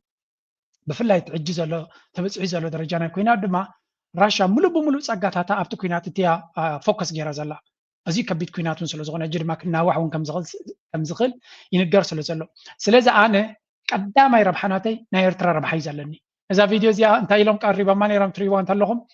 درجي منك سهل مارين قد موداغو نابراشا خيدو صبوق كم زلو حيال كم زلو زي مسلم الكتات يرنيرو لك اسات دقم كم زلا يمزولو زلو ابزي زي منك سهل مريم قد موداغو ناب موسكو خيدو مستي نا شعور حبرسبيت ما راح تكرهب كلون ابي احمد دما نسو ابنا ترخبو خلو فانو اب كلام حراز قبرو زلو صفعيت تمساسالنا زلو مدرخ يرالو بمبال انا بيروم نذا فيديو اب سوشيال ميديا يزروالو سلازي ناي نيوكلر تكنولوجي ديكو وهبهم نيوكلر نخسر بوحدة 10 عامات كدليايو أبايتا نختكبر مالتيو إثيوبيا نتي نيوكلر أو تكنولوجي وسيدهم نابوت هدراو كغيروا يخلو أوف كورس كغيروا خمس غلو تعدل تتوهيبهم دحركم له خمسة كلو نيوكلر تمع بيلم دما سوري أنا أخذ لكم نابير ترايم كنتو كملوا زغلو زيا نفتوان زلايا أبي أحمد كم زري أبي أحمد ده مسألة مراحي نيوكلر تمع بيلو ناب السودان يتكملوا ناب سوماليا يتكملوا ناب كينيا يتكملوا ناب دول السودان يتكملوا ناب جيبوتي يتكملوا we all know ناب يتكمل خمسة so إذا شلون زخانة دمان إحنا كم يرتراو خين كقطري خلها إذا نجرزي شلل لنا هنري نخلنا نملا سبتي نريس أنا نارسي أبزي بخلت من قد كريكم دليل الغزية مسموعة. If tomorrow North Korea disappeared, China would not want it because China doesn't want a U.S. army at the Yalu River between North Korea and China. So it's a buffer. Right, they want a buffer. So they want to keep the country there. America doesn't care. Get rid of them. So much better. And America is very good at it. Regime change is a specialty of the United States. And only the United States have the power to do that. At last count that I have come up with from public sources, 50 times perhaps in Second World War, public information. So China say, put this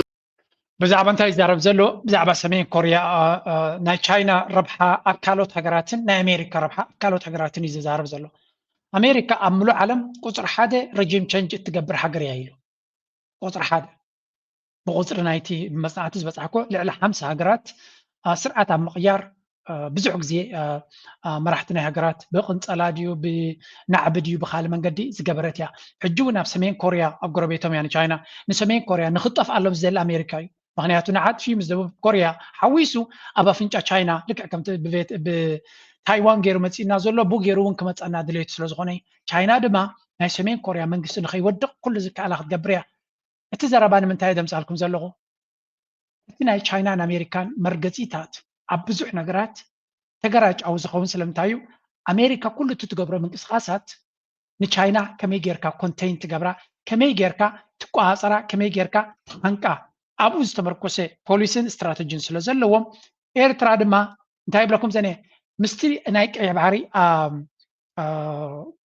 لمي شوي تكارتا نارانانكي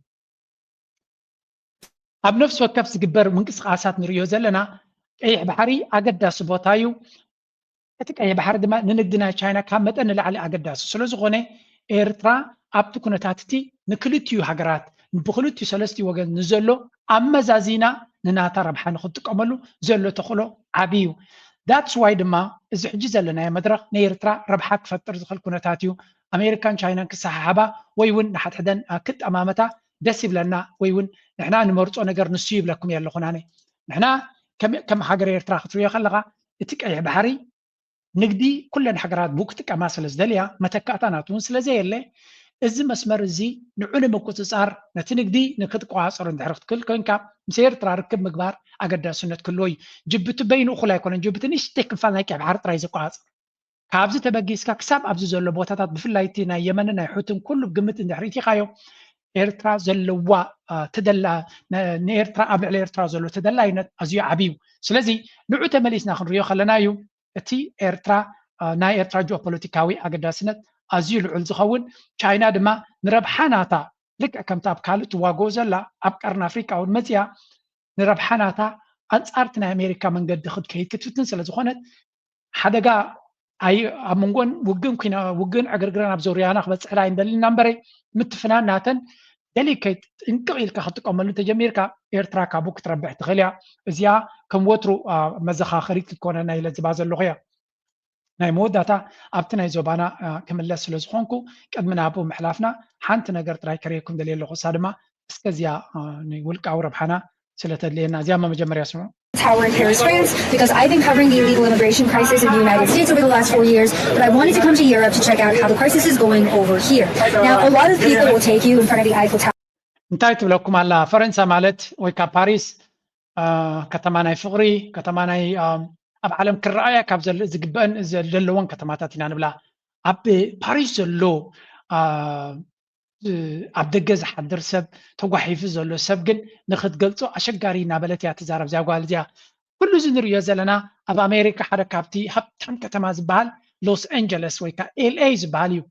ودناتاتنا LA بقدام حدر سب أي رأنيو سلازي حانتك نقرأكم زدلي إزم عرابة وعالم أبتن زبالت أكتماتات ناتو زرع زلق لولاون دخلنتن نابكال بوتاو قيار سلازخل بفلا يبحدو خوينا من فيديو زكاتل وزلو باريس قبلهم كلو تبلج لي زبل غودناتات راي غيركم ايتو صدو أبتي كباب باريس أبتي إفل تاورن كبابيون أبدق زحدرو منابرناتهم زيرو زخون هزبي كم زلو كتجنزبو يقبا كل تفلاشي لايتس تتصبغو أب كاميرانا فيلم زريخم هيوتكم خمزي كونه بزحات أب قدام زحدرو أب ما كنا تزودوا سبات كم زلوا أستوي لكم كتريو أب نيويورك كمو أب LA كمو أب بزحات أب لندن كمو أب تن أب بيت حجراتنا بعربة وعالم زرنا جريو برجز أب على سويس هيتريو وانهم كمو سويس كما يفكرونهم أب قدام حدر زحدر صحت أنت ليه كوين بزح هيترونيها بحفشة أنت يكب لكم إليه كنا تاتنا علمنا وقلت في زك هيرجلو نام كنت بهم سجر. I didn't realize that if the average year the money printer goes, call it 8 to 10%, even in the Western countries, even in the OECD nations. And the average return on the S&P 500 is, call it 9-ish%, including dividends, maybe 9.7, maybe a little less. Mm-hmm. That it means that all of the work of the S&P 500, all of the value created there is actually the money printer. بس تريو زلوا عم تقدمين نجيركم نيرا من مخانو أبزي صحفنا توريدهم نيرم هسه بزي هذا عبي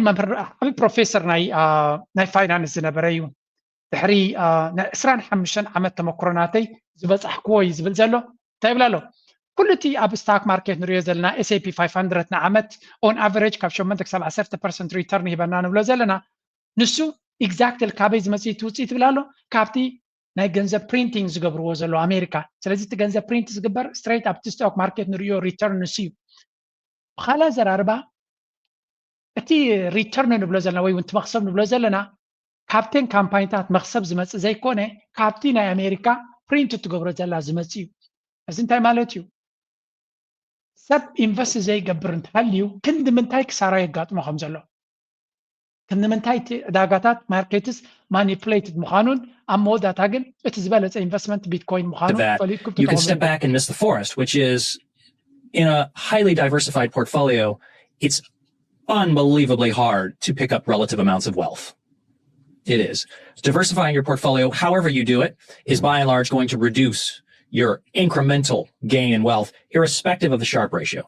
It's concentration of capital in specific bets that outperform the money printer, where you actually create wealth. That was a shock to me. I just didn't get it.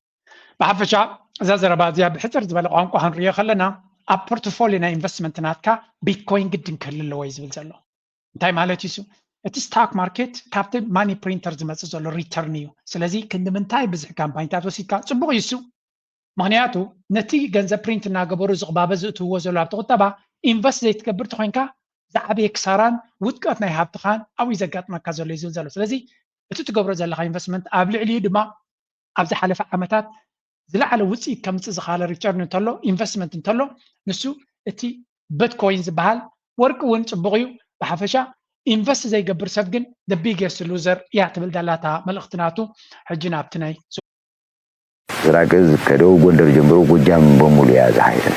ሁሉንም ግን በስኬት ወጥቶታል። ህብረተሰቡ ላይ ከፍተኛ ፍቅር ነው ያገኘው። ይህ በጥብቅ ዲሲፕሊን የእዝ አመራሩ ስለመራው አሁን ጎጃም ላይ ያለው ነገር ከም ትሪእዎ ዘለኹም ጀነራላት ናይ ዓቢ ኣብ ተፈላለየ መፅኦም ዘየለ ነገር ተሃዲድ ክገብሩ ሰራዊት ናቶም ኣብ ፅቡቅ ኣቃውማ ብህዝቢ ደገፍ ዘለዎ ሞራል ዘለዎ ገይሮም እዮም ዝቆፅሩ ዘለዉ ኣብ ባይታ ዝርአ ዘሎ ኩነታት ክኾን ከሎ ግን ነዚ ዝመስል ኢና ንርኢ ዘለና አሁን የደረሰን ሰበር ዜና አለ። ትላንት የጀመረው ጥቃት ቀጥሎ በዛሬው ዕለት በወሎ የአማራ ፋኖ ብሔራዊ ኃይል የምስራቅ አማራ ቀጠና ሚኒሊክ እዝ በርካታ ድሎችን መቀዳጀቱ ተገለጸ። ከ500 በላይ የአብይ አህመድ ወታደሮችን መማረኩን ነው አሁን በደረሰን መረጃ ላይ ተመለከተው። ከም ትሪእዎ ዘለኹም እቲ ሰራዊት ናይ ዓቢ ኣብ ዝኸዶ እዚኣ ንሪኣ ዘለና ምልክት እያ ገለ ካብቲ ዘረባናቶም ይባላሉ 48ኛ ክፍለ ጦር የአራተኛ ሻለቃ ዘመቻ ኃላፊ ነኝ።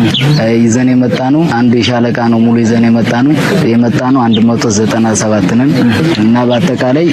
የገባነው አንድ ሞርተር አንድ ዲሽካና 155 ክላሽ ይዘን እና ሬዲዮኖችም አሉ መገናኛዎች ማለት ነው። እዚቲ ህያው ምስክርነት ናይቶም ዝማረኹ ዘሎ ወታደራት ብብዝሖም ቤን ይመፁ ከም ዘሎ እንታይ ሒዞም ይመፁ ከም ዘሎ እንታይ የጋጥሞም ከም ዘሎ ዋላ ብእንግሊሽ ተፃሕፈ ኣርቲክልስ እውን ይወፅእ ኣሎ ብዛዕባ እቲ ዝግበር ዘሎ ሓደ ካብ ድማ እዚ ኣምሓራ ፋኖ ሳይዝስ ኪ ኤርያ ኢን ኢትዮጵያስ ወሎ እንታይ እዩ ዘርእየና ዘሎ እቲ ኩነታት ኣብይ ኣሕመድ ኣብዚ እዋን እዚ ከቢድ ዝኾነ ስዕረት የጋጥሞ ከም ዘሎን ሰራዊት ናቱ ድማ ነቲ ማዕበል ናይ ፋኖ ክፃወሮ ይኽእል ከም ዘየለን ናይ ግዜ ሕቶ እንተደይ ኮይኑ ስትራቴጂካዊ ቦታታት እናተቆፃፀሩ ይኸዱ ከም ዘለውን ንኣብነት ሜጀር ቴሪቶሪያል ጌይንስ ስትራቴጂክ ኤሪያ ካፕቸር ንኣብነት ስትራቴጂካዊ ቦታታት ዝተቆፃፀርዎም በቲ ናይ ምኒሊክ ኮማንድ ዝበሃል ዝጋጥም ዘሎ እዩ እዚ ገራዶ ላይን ዌስት ኦፍ ምዕራብ ናይ ደስየ ከምኡ ድማ ፀባ ኦኬ እቲ ከተማታት በዓልኩም ትፈልጡ ኣብቲ በዓልኩም ከተንብብዎ ትኽእሉ ኣብዚ ኦፕሬሽን ከመይ ዝበለ ስዕረት የጋጥሞ ከም ዘሎ እቲ ሰራዊት ናይ ዓቢ ዝገልፅ ሓበሬታ ኣብዚ ዲኤንኢ ዝበሃል ዘሎ ዌብሳይት ይወፅእ ኣሎ ከም ንሪኦ ዘለና ድማ ኣብ ባይታ ካብ ዘሎ ሪፖርት ዘምፅዎ ዘለዉ እዩ ኣብይ ኣሕመድ ድማ ካብ ግዜ ናብ ግዜ ኣብ ኣምሓራ ዘለዎ ኩነታት ናቱ እናገደደ ይኸይድ ከም ዘሎ ክሳብ ሕጂ 716 ወታደራት ናይ ፋኖ ናይ ብልፅግና ተቐቲሎም ከም ዘለውን 188 ድማ ተማሪኾም ከም ዘለዉ ኢና ንርኢ ዘለና እዚ ኩናት ድማ ብዝለዓለ መልክዕ ይቕፅል ኣሎ ሓደ ገለ ካብቲ ንሪኦ ዘለና ምልክት ድማ ነዚ ይመስል እቲ መንፈስ ናይቲ ኣምሓራ ፋኖ ወይ እውን ናይቲ ህዝቢ ኣምሓራን ናይቲ ፖለቲካ ናይ ኣምሓራን ኣብ ከመይ ደረጃ ከም ዘሎ ንምርኣዩ ዝኣክል ዘውፅዎ ዘለዎ መልእኽትታት እዩ እዚ ኻ እንታይ ዘርእየካ ኣብይ ኣሕመድ has a very very difficult challenge ምክንያቱ ዘለዎ ኣካይዳ ልዕሊ ኩሉ ድማ ንኣብይ ኣሕመድ መርድእ ዝኾነ ዘሎ ምናልባት ኣብዚ ስታሊን ኣውፂዋ ነይሩ ስምዕዋ የጀራ ተፈራ ማሙ መልእክት ግን ለብልጽግና በእውነት ራስ ምታት በጣም እንዴት ብሎ እንደሚገለጽ አላቅም ግን እውነታውን ለመነጋገር ከዚህ በኋላ እኛ እያለን የኤርትራንና የትግራይን ህዝቦች ብልጽግና ሊያጠቃ አይችልም። ካጠቃም ዝም አንለው። ይሄ መታወቅ አለበት። በየተራ ስሜነኞች እየተመቱ አይቀጥሉም። ብዘረባን ሰምዕ ዘለና ኣብ ምናልባት ስታሊን ንኸጋንን ኢሉ ዘእተዎ ከይመስለኩም ናልኩም ፋይዳው አንጻር ትክክል ነህ፣ ጠቀሜታ አለው። ግን እውነታውን ለመነጋገር ከዚህ በኋላ እኛ እያለን የኤርትራንና የትግራይን ህዝቦች ብልጽግና ሊያጠቃ አይችልም። ካጠቃም ዝም አንለው። ይሄ መታወቅ አለበት። እዚ ኣብ ብርጌደር ጀነራል ተፈራ ማሞ ዝበሃል ዘሎ ሓደ ካብቶም ወላ ኣብቲ ግዜ ሰላም እውን እንተኾነ ንኣቢ ክሪቲካል ዝጥምቶ ዝነበረ ኣብ ኩናት ናይ ትግራይ እውን እንተኾነ ንኣቢ የስ ከም መራሒ ብዙሕ ሞራልን ሰራዊት ክብኽእል እዩ ኩናት ክመርሕ ዝኽእል ጀነራል ግን ኣይኮነ ኣብቲ ኩናት መሪሑ ነቲ ኩናት ዕዊትዎ ኢሎም ፕሮፓጋንዳ ኣብ ዝገብርሉ ዝነበረ ኖ ወታደራዊ መራሒ ይኮነን ብቅዓት እውን የብሉን ሞራል ክህብ ይኽእል እምበር ኩናት ክመርሕ ዝኽእል ጀነራል ወታደራዊ ኪኢላ ኣይኮነን ኣብይ ኣሕመድ እናበለ ዝቃወሞ ዝነበረ ኣብ ዝሓለፈ ድማ ናብ ፋኖ ብምኻዱ ብዙሕ ከፀልምዎ ዝውዕሉ ዝነበሩ እዩ ሕጂ ድማ መርድእ ንዓቢ ማለት እዩ እዚ ንሱ ዝፅዕሮ ዘሎ ከመይ ገይሩ ነቲ ህዝቢ ኣምሓራ ወይ ነቲ መንእሰይ ናይ ኣምሓራ ኣብ ጎኒ ዓቢ ኣብ ጎኒ እቲ ብልፅግና ገይሩ ናብ ኤርትራ ዓሰብ ከምፃልኩም እየ ባሕሪ ከምፃልኩም እየ ጀንዕፍሪት ከምፃልኩም እየ ኢሉ ኣታሊሉ ኣብ ጎኑ ንከሰልፎም ዝፍትን ዝነበረ ፈፂምካ ድራማ ከም ዝኾነን ናብ ኤርትራ ይኹን ናብ ትግራይ ገፁ ክግበር ዝኽእል መጥቃዕቲ ፋኖ ሱቕ ኢሉ ክሪኦ ከም ዘይኮነን ንዓና ረጊፁ እንተኸይዱ ድማ ስቕ ኢልና ይንሪኦና ዝብል ዘረባ ኣብ መንጎ ትግራይን ፋኖን ኤርትራን ዘሎ ፅምዶ ብድሕሪ መጋረጃ እንታይ ዓይነት ፅምዶ ይገብርሉ ኣይፈልጥን ግን ኣብ ባይታ ንኣብይ ኣሕመድ መርድእ እዩ እዚ ኤግዛክትሊ እታ ዝፈርሃ ነገር እዚኣ እያ ነይራ እዞም ሰለስተ ሓይልታት ብሓደ ደው እንድሕሪ ኢሎም ጌም ኢዝ ፕሪቲ ማች ከይተጀመረ ዝተወድአ ነገር እዚ ሓደ በይኑ ኣይከኣለን ኣሎ ንፋኖ ንበይኑ ኣይከኣሎን ኣሎ ተርዲኹም ዲኹም ንፋኖ ንበይኑ ዘይከኣሎ ንበይኑ ንፋኖ ኣይከኣልካዮን ህወሓት ንበይኑ ይከኣልካዮን ሕጂ ድማ ፋኖ ህወሓት እሞ ከዓ ምስ ኣንበሳ ሻዕብያ እንድሕር ተሓዊሶም ዮርዳን ኣማራፂ እውን የብልካን they know this እዚኣታ ብጀርመን ኣልብትራውም ብሎ ወይ ናይትሜር ሕማቕ ሕልሚ ናይ ለይቲ ናይ ኣብይ ኣሕመድ እዚኣ እያ ነይራ እዞም ሰለስተ ሓይልታት ብፍፁም ብሓደ ክስለፉ የብሎምን ሓደ ንበይኑ ካብኣቶም ክስዕር ኣይክእልን ይሱ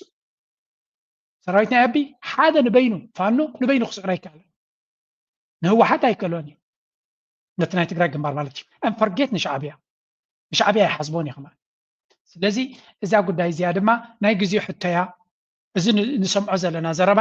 እናተኣሳሰረ እንድሕሪ ከይዱ ብድሕሪ መጋረጃ ብዙሕ ምትእስሳር ክህሉ ከም ዝኽእል ግምት ኣለኒ ኣብ ምስጢር ናይቲ መንግስታዊ ተውፅእ ገለ ትብል ምስጢር ኣይኮነን እዚ this is not secret እዚ ንሪኦ ዘለና ባይታ እዩ ቃል ብቃል ሰሚዕና ድማ ኢና ንዛረብ ዘለና ትንተና ኢና ንወስኸሉ ዘለና እምበር ስለዚ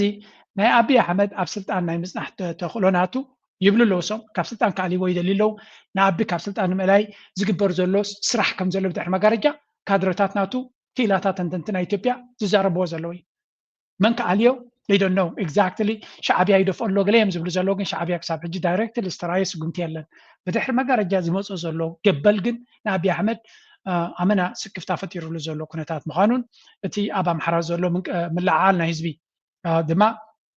ኣብዚ ውና ገለ ካብቶም መራሕቲ ናይ ፋኖ ዝበሎ ስምዑ ኛውን ኢታማዦር ሹም ሾሟል በብዙ መቶዎች የሚቆጠሩ የጀነራልነት ማዕረጎችን ሰጥቷል ብዙ ነገር ሲያደርግ ከርሟል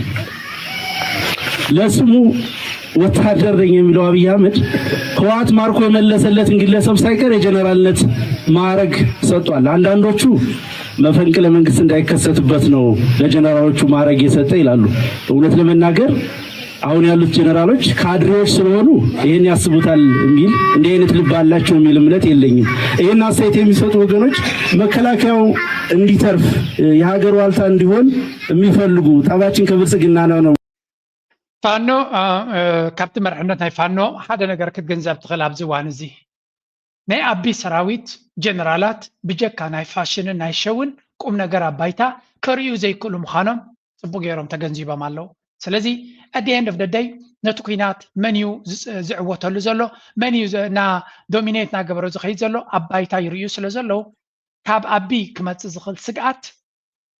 ኮንፊደንስ ናቶም ኣጸቢቑ ዓብይ ዘሎ ስለምንታይ ኩላቶም ቶም ግንባራት ናይ ፋኖ በብወገኖም ነዊሕ ተመክሮ ገይሮም ኣለዉ ኣንጻር ሰራዊት ናይ ኣቢ ስለዚ ሰራዊት ናይ ኣቢ ሞራል ዘይብሉ መኪቱ ከድምዕ ዘይክል ተዋጊው ንኣብነት ዓንተቦት ተማሪኹ ዝነበረ ኣምፂልኩም ነይረ ኩሉ ዝከኣለና ጌርና ኢና ካብዚያ መምራቕ ሓሊፍና ክንገብሮ ንኽእል ነገር የለን ይብል ነይሩ ስለዚ ኩሉ እቲ ክገብሮ ዝኽእል ሰራዊት ናይ ኣቢ ኣባይታ ይርእይዎ ኣለዎ ኣብ ኣዲስ ኣበባ ኮይኑ ኣብ ጎደናታት ኮይኑ ብረት ሒዙ ሓፍኮፍ እናበለ ሸው ክገብር ይኽእል እዩ ኣብታ ዓውደ ኩናት ምሳተወ ግን ዝገብሮ ነገር ዝኾነ ነገር ውፅኢት ከም ዘየለን እቲ መንእሰይ ኣብ ኣምሓራ ዘሎ ድማ እቲ ምልዓዓል ናቱ ወታደራዊ ዓይን እንተሪኻዮ ብፖለቲካዊ ዓይን እንተሪኻዮ እቲ ዘለዎ ዕላማ እቲ ዘለዎ መድረኽን ድማ ኩሉ ኣብዚ እውን ኣሎ እቲ ፋኖ ሓርበኛ ፋኖ እናበሉ ዘውፅዎ ዘለው እቲ ብዝሒ ናይቲ መንእሰይ ተመክሮ ናይቲ መንእሰይ ኣካይዳ ናይቲ መንእሰይ ካብ ግዜ ናብ ግዜ እናዓበየ ይኸይድ ስለ ዘሎ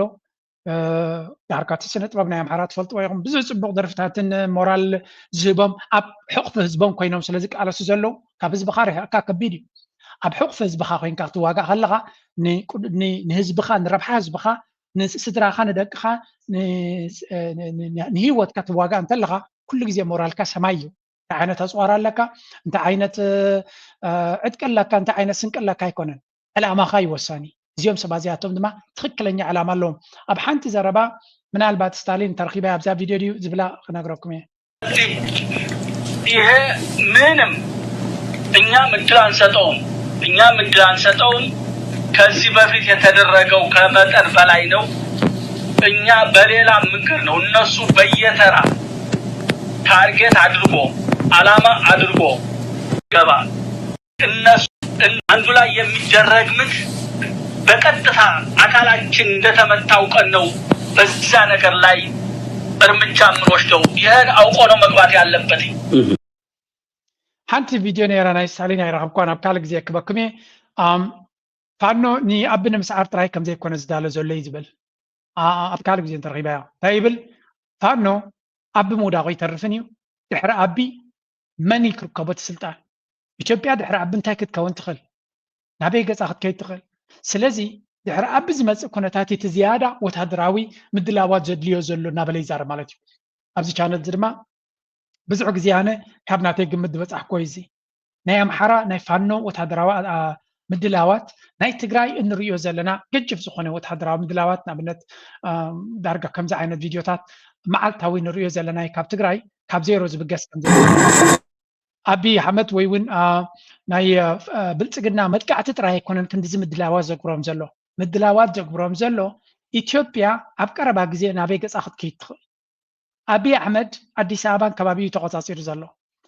ኣቢ ኣሕመድ እዚ ኩሉ ዝሃንፆ ዘሎ ሰራዊት ንኢትዮጵያ ዶባት ናይ ኢትዮጵያ ንኸኽብር ከም ዘይኮነ ምክንያቱ እዚ ኩሉ ሰራዊት ኣለና እናበለ ዶባት ናይ ዝኾነ ይኹን መንገዲ ዶብ ናይ ኢትዮጵያ ከውሕስ ኣይተራየን ባይ ዘ ወይ ሓንቲ ንዓይ ዝገረመትኒ ከረይኩም እየ ዝገረመትኒ ተረኺባ ኣብ ቀረባ ግዜ ኣብ ዝሓለፈ እዋን እያ ረኺባ ነይረታ ቪድዮ ግን ኣብዚ ቀረባ ተረኺባ ኣብዚያ ስምዑለይ እስከ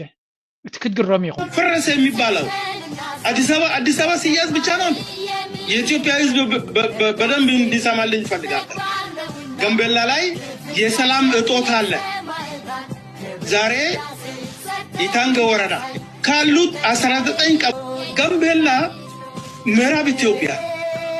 እዛ ላይ ያለው ፖለቲካ በማዕከላዊ መንግስት ወይም ደግሞ በአገር እንታይ ዝብል ዘሎ ኣብ ኢትዮጵያ ኣብ ምዕራብ ኢትዮጵያ ኣብ ጋምቤላ ካብ ደቡብ ሱዳን ብዝብገስ ዕጡቃት ጉጅለ ብዙሕ ሓደጋ ይወርደና ኣሎ ብዛዕባና ዝዛረብ ብዛዕባና ዝግደስ መንግስቲ ግን የለን እዚ ብዛዕባ ናይ ትግራይ ክኾን ከሎ ብዛዕባ ናይ ኣምሓራ ክኾን ከሎ ብዛዕባ ናይ ሶማል ክኾን ከሎ እቲ መንግስቲ ይግደስ ኣብ ምዕራብ ትግራይ ኣብ ምዕራብ ኢትዮጵያ ኣብ ጋምቤላ ዘጋጥም ዘሎ ፀገም ግን ኣይጉዳዩን እዩ ኢትዮጵያ ትፈርስ ዝበሃል ኣብ ትግራይ ፀገም ከጋጥም ከሎ ጥራይ ድዩ ዝብል እንታይ ማለት እዩ ኢትዮጵያ ዝበሃል ሃገር ብኩሉ መንገዲ ሽግር ዘለዎ ብኩሉ መንገዲ ሽግር ዘለዎ እዩ ነፍሲ ወከፍ ዞባ ናይቲ ሃገር ድማ ኣብ ቅልውላውን ቀውስን ዘሎ እዩ ሓገዝ ናይቲ መንግስቲ ምትእትታው ድማ እዩ ዝድለ ዘሎ ስለዚ ኩሉ እቲ ሓይሊ ዝዳሎ ዘሎ ናቱ ዕላማ ናቱ ኩነታት ኣገናዚቡ ነቲ ዘሎ መድረክ ብኸመይ ክሰግሮ ይኽእል ካብ ዝብል ገምጋምን ካልኩሌሽንን ዝብገስ ዘሎ እዩ ፋኖ ዝዳለዎ ዘሎ ድማ ንብዙሕ ነገራት ኣብ ግምት ዘእተወ እዩ لكاتهم ፕሮፓጋንዲስት ናይ ብዝብልዎ ዘለዎ ካስሙ ካልሽ ሻዕቢያ ማለት መሽገር ማለት አንዳንድ ውሳኔዎችን የኢትዮጵያ መንግስት በፍጥነት መወሰን አለበት ብዬ አምናለሁ። ለምሳሌ አሲፍ ይሄ ጽምዶ በሚል የኤርትራ ህዝብና የትግራይ ህዝብ ተገናኘ በሚል እየተካሄደ ያለው ነገር የኢትዮጵያ መንግስት ማንኛውም የኢትዮ ኤርትራ ድንበር መዘጋቱን ይፋ ማድረግ አለበት። ይሄ የዓለም አቀፍ ህግ ነው፣ መብት ነው። አሜሪካኖቹ የሜክሲኮ ድንበር ዘግተው አይደል በየሌሊት በቀን ጽምዶ ዝበሃል ሕማም ርእሱ ኮይንዎም ኣሎ ኣይኮነን ዶብ ናትካ ክትዓፁን ክትከተብልን እኮ ሓይሊ ዘድልየካ ዶባትካ ክትቋፀር እኮ ወታደራዊ ዓቕሚ የድልየካ ኣብ ኣዲስ ኣበባ ተኣኪቡ ዘሎ ሰራዊት ንማንም ክልል ናይቲ ሃገር ክቋፀር ዘይከኣለ ሰራዊት እንትርፎ ኣብ ከተማታት ኮይኑ መናወራ ክገብር ንሪኦ ዘለና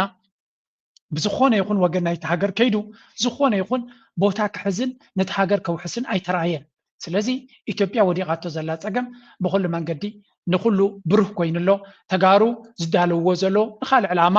ምናልባት ናይ ኣቢ ሰራዊት ኩናት ክውጀልና ኣይክእልኒ ዝብል ካልኩሌሽን የብሎምን ኣብዚ እውን ኣለኩም ንፁር ዝኾነ ዘረባ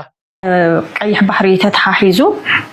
መንግስቲ ኢትዮጵያ ቅድሚ ቀይሕ ባሕሪ መሓዙ ወይ ቅድሚ ኤርትራ ምውራሩስ ፈለማ ንትግራይ ይክወርር ዝበሃል ነገራት ኣለው። ንምንታይ እዩ ፈለማ ንትግራይ? ናተ እምነት እውን ከምኡ እዩ። ኣብይ ኣሕመድ ብናይ ኣብይ ኣሕመድ እተሓሳስባ ፖለቲካ ትግራይ መልክዕ ከየተሓስኩ ናብ ኤርትራ ክኸይድ ኣይክእልን ክወርር ኣይክእልን ድብል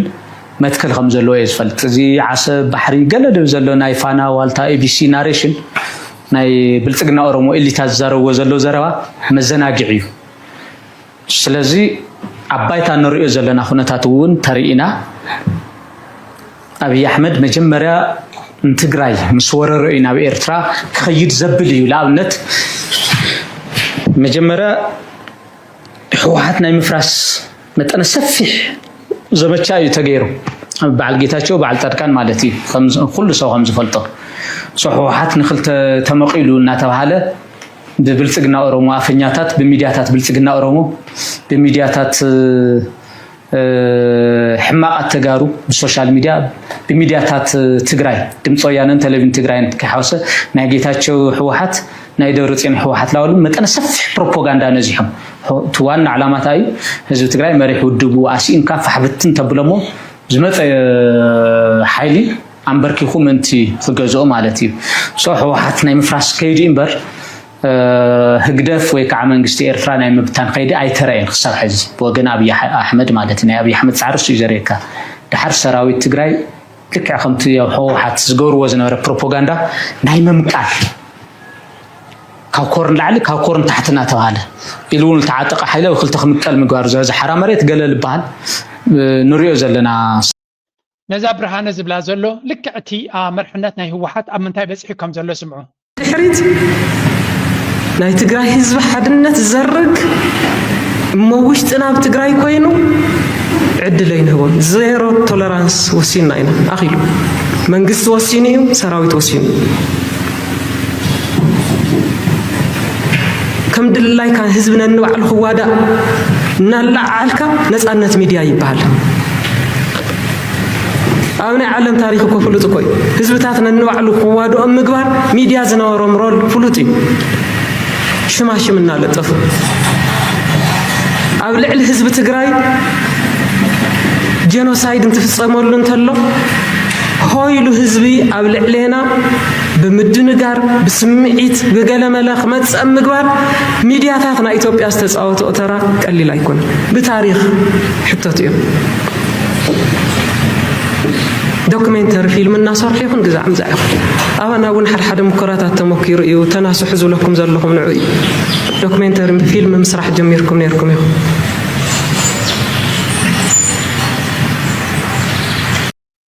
እዚ ንሪኦ ዘለና ኩነታት እንታይ ዝገልፀልካ እንድሕሪ ኢልና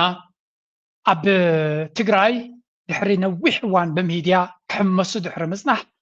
ኣብ ሓደ ሪዝነብል ወይ እውን ኩነታዊ ዝኾነ መደምደምታ ከም ዝበፅሑ ኢና ንርኢ ዘለና። ምክንያቱ ፖለቲካ ወይ እውን ኣብ ሚድያ ሓሳባቱ ክገልፅ ዝኽእል መትከላት ምዝህልዎ እዩ። ኣነ ከምኡ ዝብል እምነት እዩ ዘለኒ። እቲ መትከላት ድማ ነቲ ሃገር ነቲ ህዝቢ ንሓድሕዱ ንኸይባላዕ أبتمت كلاتة نزي نجارات زخيت قسكا أبكال بوليتيكا خمد ليت كعصات خلي خيلكا دوب كتحنسس أقولك تكلال لك أنت زي اللي أبزح النزل لو هزبي ويون تفعل عليه علي تازلو تفعل عليه هيمانو زلو تفعل عليه المدتات زلو هزبي ميديا فنون ده حرفني خايو أنت خبرك كذا كبار عقاقي كقعت لك كاقي كنا تعتد كم تقول ناي رواندا جنوسايدونكو كاب زيرو استبقى سيكون سلازي ترانا ميديا أما العال ندادا أما تاوك قليل كم زي كونه فريتهم من البعض نزح جزء اللي هو existential حتى نابلوز قالوا نهلاوي حتى مدرخن زلوا أنت وحده حدنت ناتهم كحيلو كخلوا لهم أب حدنت كا نعم تمكري ليكم كون أبنا إيرترا بتدقى قامد الزاربات تلوسي يعني حدنتنا حيلنا كن كي كن كل علنا بريو نافكارنا هنسجرينا زيادة رئيس المجلس تግራይ ታርጌት ገይሩ ዝመጽእ ተኮይኑ ፈተና ጸላና መምካትና ይተርፍ ወይ ብናይ ናምድላው ወይ ብናይ على ስንፍና ወይ ብናይ ደገ ኢንተርቬንሽን እዩ ይختلف ድሕሪ ቀይሕ ባህር ተቆጣጢር ማለት ሲ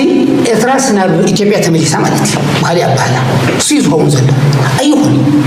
አነኩም ምስ መንጀሪና ንስ ወድ ወረደን ዘባሰን ሲ ለህዝብ ትግራይ ምዕራብ ትግራይ ሳገርኩም ሞን ይኩ ዘባሰን ዘሎ አውዙ ኮይነ ዳም ወድ ወረደ ከይሰግር ዝብል ኮይነ ዳም ሱ ጸገብ عليه እንዲነው كنترفهم نخيل مورات قرعين عسينا كنترفهم نخيل تجراي كعنصوص قولوا مناسين عسينا زي محمميت من متى محمميت مسلك تسفاناي تجراينا سوينا زي محمميت من متى محمميت مسلك تسفاناي تجراينا سوينا تخينات كنترفهم تخينا ونس مريت زخنة تسفاي نقص تسفاي رايا كابت سراويت جام استأجر تفلتهم كاب قراب تهجراتن كاب RSFن لعلي 100 مليون برحزو كاب سويدن نوع عفار مزوم سراويت تجرا فريسو كاب عفار نيبعلو سراويت تايشة تسفاي نقص تسفاي رايا كابت سراويت كام استأجر تفلتهم عم حرام مريت زلو عطوات مبزحتهم دحروسانا قجل حوحاتن وسانا مراحت سراويتن كاب تجراي نوع عفار كيدوم استتايشن تخونهم مبزحتهم قناع تسفاي نقص تسفاي رايا دموز خفيلو زعكو مچم اب تግራይ ደይኑ ሰምዐየ በልና ናብ ኢትዮጵያ ደይኑ ሰምዐየ በልና ዝበልና እዚ ዝትሪ ወድ ራያ ዝበሃል ገንዘብ ካፕተን አምጪዩ ናቱ ሰራዊት ሃኒጹ ንባዕሉ መንግስት ንክኸውን ይጽር ከም ዝነበረን ሕጂ ድማ ተፈሊጡ ታይ በሃል ኮይኑ ዘስሐቅ አይኮነን ግን እዲን ፍደደይ ፖለቲካ ቅለት ምዝኸውን በቀለልት እንተ ተመሪሑ ናበይ ከም ዝወድቕ ንኽትፈልጡ ኢለ ካብዚ መምሃር ኮነና ምንታን እቶም ካብኦም ዘይሕሹ بخاله هو سبعة دسعة زلوا دما سمعوا. سياس قوم زليو جوه التحزو. حاجة خابا يسمعوها مالس كاب وفي قال هاي مثلا. توم قطر خلته زبالو. قطر حدا زي بالكم ناني هم تقولون أو قطر حدا يعني بلوكم نيلا. توم قطر حدا ده زفلوتني. تا تقاومت بحال كم يلعب نحت حدا مبلعت يا خمسة لان انت هاي زبالة مالت نسبسي نتير تراو باري أنا سياس باري أنا شعبي باري أنا نايقل ملايم زبلو. عن نسخة هاجر يبلكم عودي مالتي بوليتيكا سقطاتكم ما يبلكم نهاجر توحسوا لنا جر يبلكم نعخاتكم يصعبوا سبات مهلاهم ترايت تحساسب نزيوم سبات زياتهم امينو لدعريهم زخيسب مهلاو حبز زخفنا جر يلا لحنجن بزح منسي حيال زقنا منسي تتاليلو سلازلو كاب جزيه ناب جزيه جود ناتهم الناوس اكخيت كله اتزحزن زعو زي زنقركم نايزيوم زرباتهم بساتلايت غيرنا ارتراتي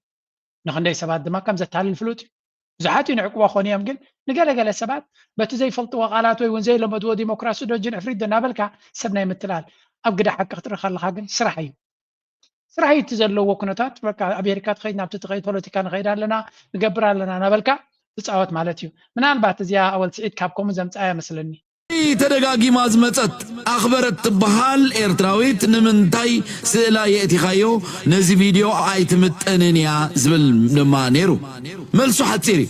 نمنتاي زي تمتن نمنتاي يأتي هيا حفتي سلز غنت ها ولا لو مليت تصرف تحضرني نقهو حفتيا أخله دحر حجي باس يلن آي تدكمو اتوم إيرتراويان جن اتوم من إسيات حسب سلز اتفقنا لكم اي تطفئ مغنيات بعل وددري سف زي بالجنزب حزب بليعوم يوم حزب حريدوم يوم حزب قتيلوم يوم حزب اقاتيلوم يوم بدم يدل يوم حزب إيرترا اتوم من اسيات ولا امن دربيهم دخونكم تمنعشتو دحان تقاقوهم قبل بكم تملسوا عم منقست إيرترا تقاوموا لكم تساقام يلهم كلاتنا ناي محبراو فتحي ناي لوطي حطوا لنا أنا نبعلي ناي لو تحطلني قند حر حجتها يزقبر فينشرع عند بالك مس بعل ود دري كوين قاعد يكون أنا أفتدن بهاجراونت كوين يحطي إذا حتت عند حر داك حتت كوينها عادي كيد إذا حتت مجمر يعني إسياس قربتها تقوليتو كدانا تقوليت إيرترا قد مبالنا أفتى إيرترا خيدنا كنحجز لنا هنا أبزو كوين كات زقبر الكات أزو منقستي لنا مخنياتو إحنا أفريقيا يعني نازناي زناي أفريقيا مراح متيدو لو دري خان فرنسا خم يجيرو عباري رو على زناي بوركينا فاسو بقى بعل ود أفورك زفري يوم يملسو إسياس زي هلوني القدم معربا ويان دلها مجور وانيرم إيرترا بحر زلو ورق أدلو دايمن دا زلو ندادي أدلو مزح حيقب السقوم قلنا أبي أحمد تايلكم حسب كل بكاينات رح إسياس ليلنا درون حنت جزينا عن هزبي إيرترا خندبدبوينا تبلو كواهم نسخاتكم عبني إيش تيتأمن أبعاب خشمة كاي بالمزحف قدس عسب زأكل كتبونا نيسياسنا قال لكم كد عدك رقمت دك قبل عليسي ناتكم كد عدك أفليز بلا عين زلوا مالتي نحنا صار فيسبوك وكالف ليفنا ناتكم كد عد مغا مريت صلاتكم كيدكم بنفاري تقاريتكم رقيتكم أو خيتكم ناتكم كد عدك أي حكومي درد مسل قيحو بقى فطط بلا سلازي نقرأكم على اللغة أنا من إسيات نابلو بكم تملسو أنا حنت نجر كبلكم زدل من إسيات أبزنا يبعلنا سنت زخوانة يخون نجر تجورو نجر قايل لأن دي حجي فحبتنا أتي ومن دي تل ما تعبلو قحيلو هدمو ولا حنت نجر يبلون شو عت عليك كخوب كيف كواسخة أدينا بين كتب اللع أدينا مجمع أتحنت بزح زي قليتي يعني كالب بزح تسألوا تسأل عسب بخال بحرناتا قال ملا تسأل عسب كله خليقن بحكي زربات خل سبيع زيا أول سعيد سلام تايك تقصاقي لون I can understand it ملحسة بحكي نتبق دي نحما بزح كسر عزقل ملحسي زلوا نزيات تبق يركا محاس بزح كتد مع الكاتقل بفلاي حدنات مفتار تبق يركا محازا قداسي ومخنياتو عنوات مفتار ون حيالك تكون سلتغل I think يا أتحازا تتركب حاجز تتركب نيرا مانجر تتركب نيرا بزح سرح كسرح مقالة كويني تسمعنا أنا بزح غين بتي حجي نابتناي أو دعمت زباحل زلو كنتات كنساقر كنفتنينا مجمريا بزس there was one video I want to share كزيا كبعدد مسات مسمع كم تري ود اللغم زي بعلى مسكل وكاداميرا ناي بعلى مسكل أبير تراك بس مراز وصليو أكال كفالنا هجرناون بدم كتب عيلك خون كم زخل جمع لني صبوا زخانة فيديو كرك باي كالكون أكسب عن الزدالة واللزنا بركو بزخانة رحوسة ودعمت نخل أمانك رسناك بحفش هذا ما نملوز بإرترا بزا ودعمت زي بذهب ومجلس ونتقونه أو دعمتنا ولا هاي منو توترقم يحلوه كبرتاتنا هز بإرترا تز أوابيركا تخبابيركا تفاقيركا كتنبرو لتغل ملغتنا يتهاي مانو الدما مسكور بيتكا مسحوخا بسلامن بفقرن بسنيتن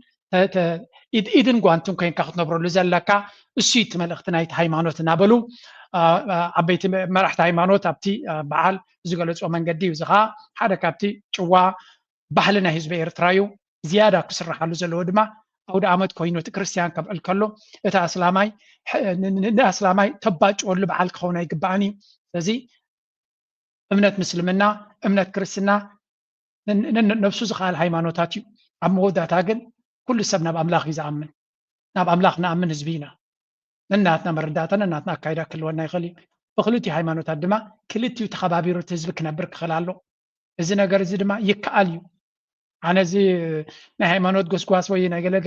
بخم غير داكم بدينا يسرز خونكو قبلين سلمنا كرسنا نالو تفقرن سنيتين كل جزء بحدا مسحلوي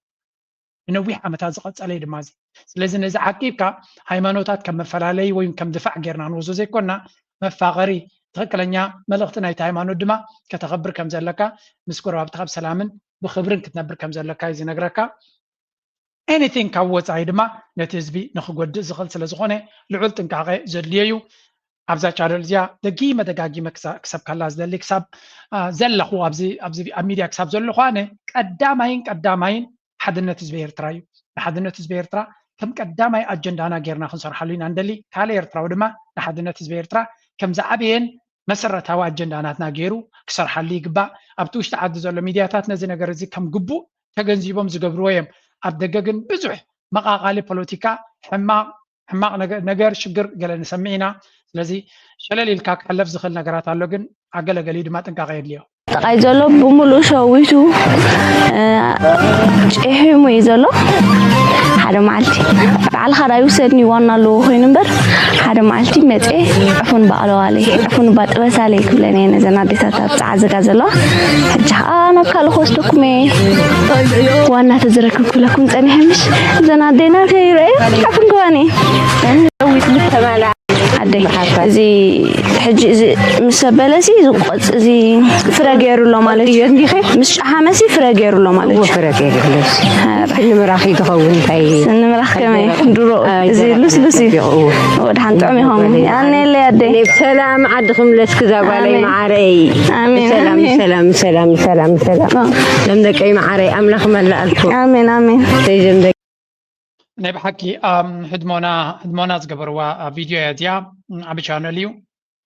ኢትስ ቢዩቲፉል ናይ ዓድና ዝበዝሐ ህዝቢ ኤርትራ ሓረስታይ እዩ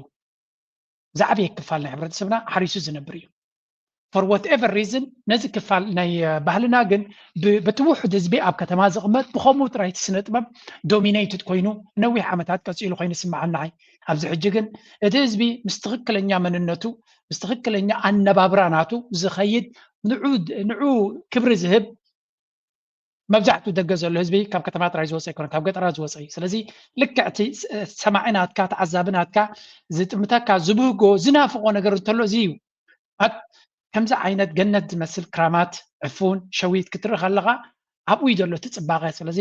የቐኒየልና እዞም ከምዚ ነዚ ነገር እዚ ተገንዚቦም ነቲ ህዝቢ ንዑ ዝምጥን ትሕዝቶ ኣብ ኣስመራ ጥራይ ዘሎ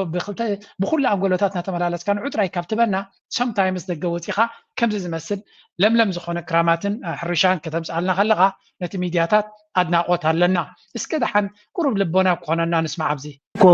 ዲያብሎስ እኮ ኣቲና ኢሊ ዘስሐቐና ሕጂ ቀደም ኢልካ ኣብቲ ገዛ እንድሕር 7-8 ኮንካ